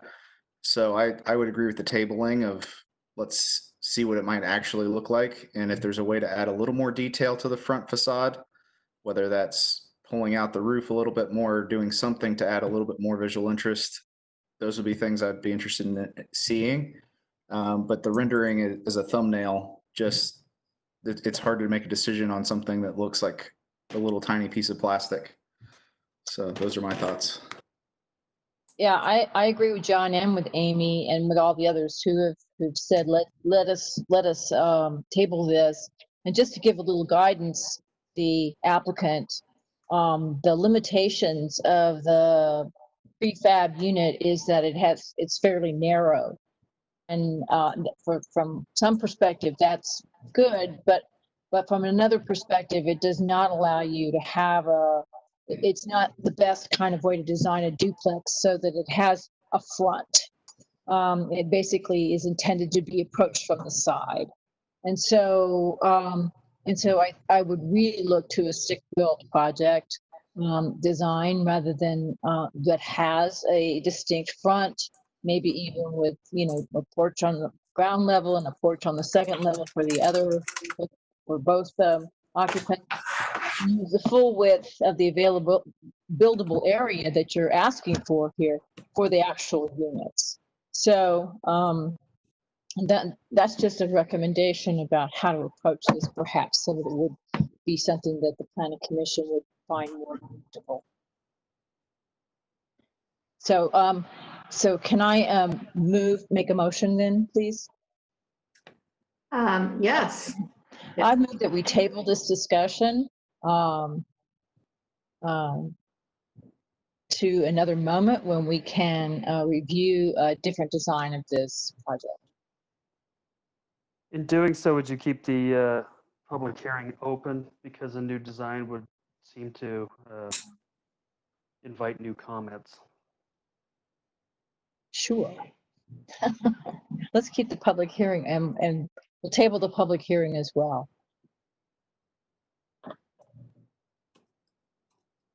Okay, we've got a motion. Yeah, if Paul is good with that, I'll second it. Got a motion by Brenda and a second by Amy. Any other discussion? Okay, then let's go ahead and vote. Maureen, Yes. Amy, Yes. Matt, Yes. Andreas, Yay. Brenda. What happened to Brenda? Oh, yes. Crystal, Yes. John, Yes. and is Carolyn on? I thought I saw her. Carolyn, are you here? She's got her thumbs up. Thumbs up, yes. Okay, motion passes. We will table this item and keep the public hearing open and revisit the issue when the applicant comes back. Okay, that was the last item on the agenda. Wayne, or Nick, is there anything else? No. Madam Chair, I have a general comment. Yes. Perhaps Nick and then whoever is the managing director at each meeting, when we have loads of ADUs, or at least 2 or more, that at the beginning, perhaps from the director, in the director presentation part, that they go over again. Yes, it has to be owner occupied. Yes, it is a conditional use that can be revoked. If it's an Airbnb, you go through enforcement to just, because that's what we're going to keep hearing, that maybe we entertain the thought of just doing a disclaimer at the beginning when we have ADUs to try and increase education. That's a great idea. Yeah, thank you. That's a great idea. I also have a question of why we are loading up the ADUs in the beginning of the hearing. It seems like some of our more important agenda, not that ADUs aren't important, but are more important and larger. We spend more time on one ADU unit than we do on a 300 unit apartment project sometimes. And I would, because we're tired and because, and why we order the agenda that way. I think it's generally the ADUs are thought of as going slightly faster, so it's just kind of trying to get them there, listen to the community, make a decision, and then. But I'll certainly bring up that issue if that's something the commission wants to look at, is moving that around. I would also like to see them last. Okay. Third. Last comment would be just on the motion sheets. There were some inconsistencies with our motion sheets in the Yes, sorry about that. I was wondering what was going on, and then I went back and just saw that, and it was, I think it was just a mistake on the first, on those, because it was the planning staff recommendation, but so the motion for denial had, sorry, the motion for denial had the right language, so I think there was just an issue on that, so we'll take, we'll pay, sorry about that, we'll pay more attention to that. That's okay. And thanks for hanging in there. That was a bit of a bumpy road at the first part of the meeting. We're still dealing with this WebEx stuff that gets a little bit funky. So thanks for your patience, everybody. No, thanks for your time and efforts in pulling this off every few weeks. So I guess with that, we will adjourn. And until the next time, thanks, everyone. Thank you.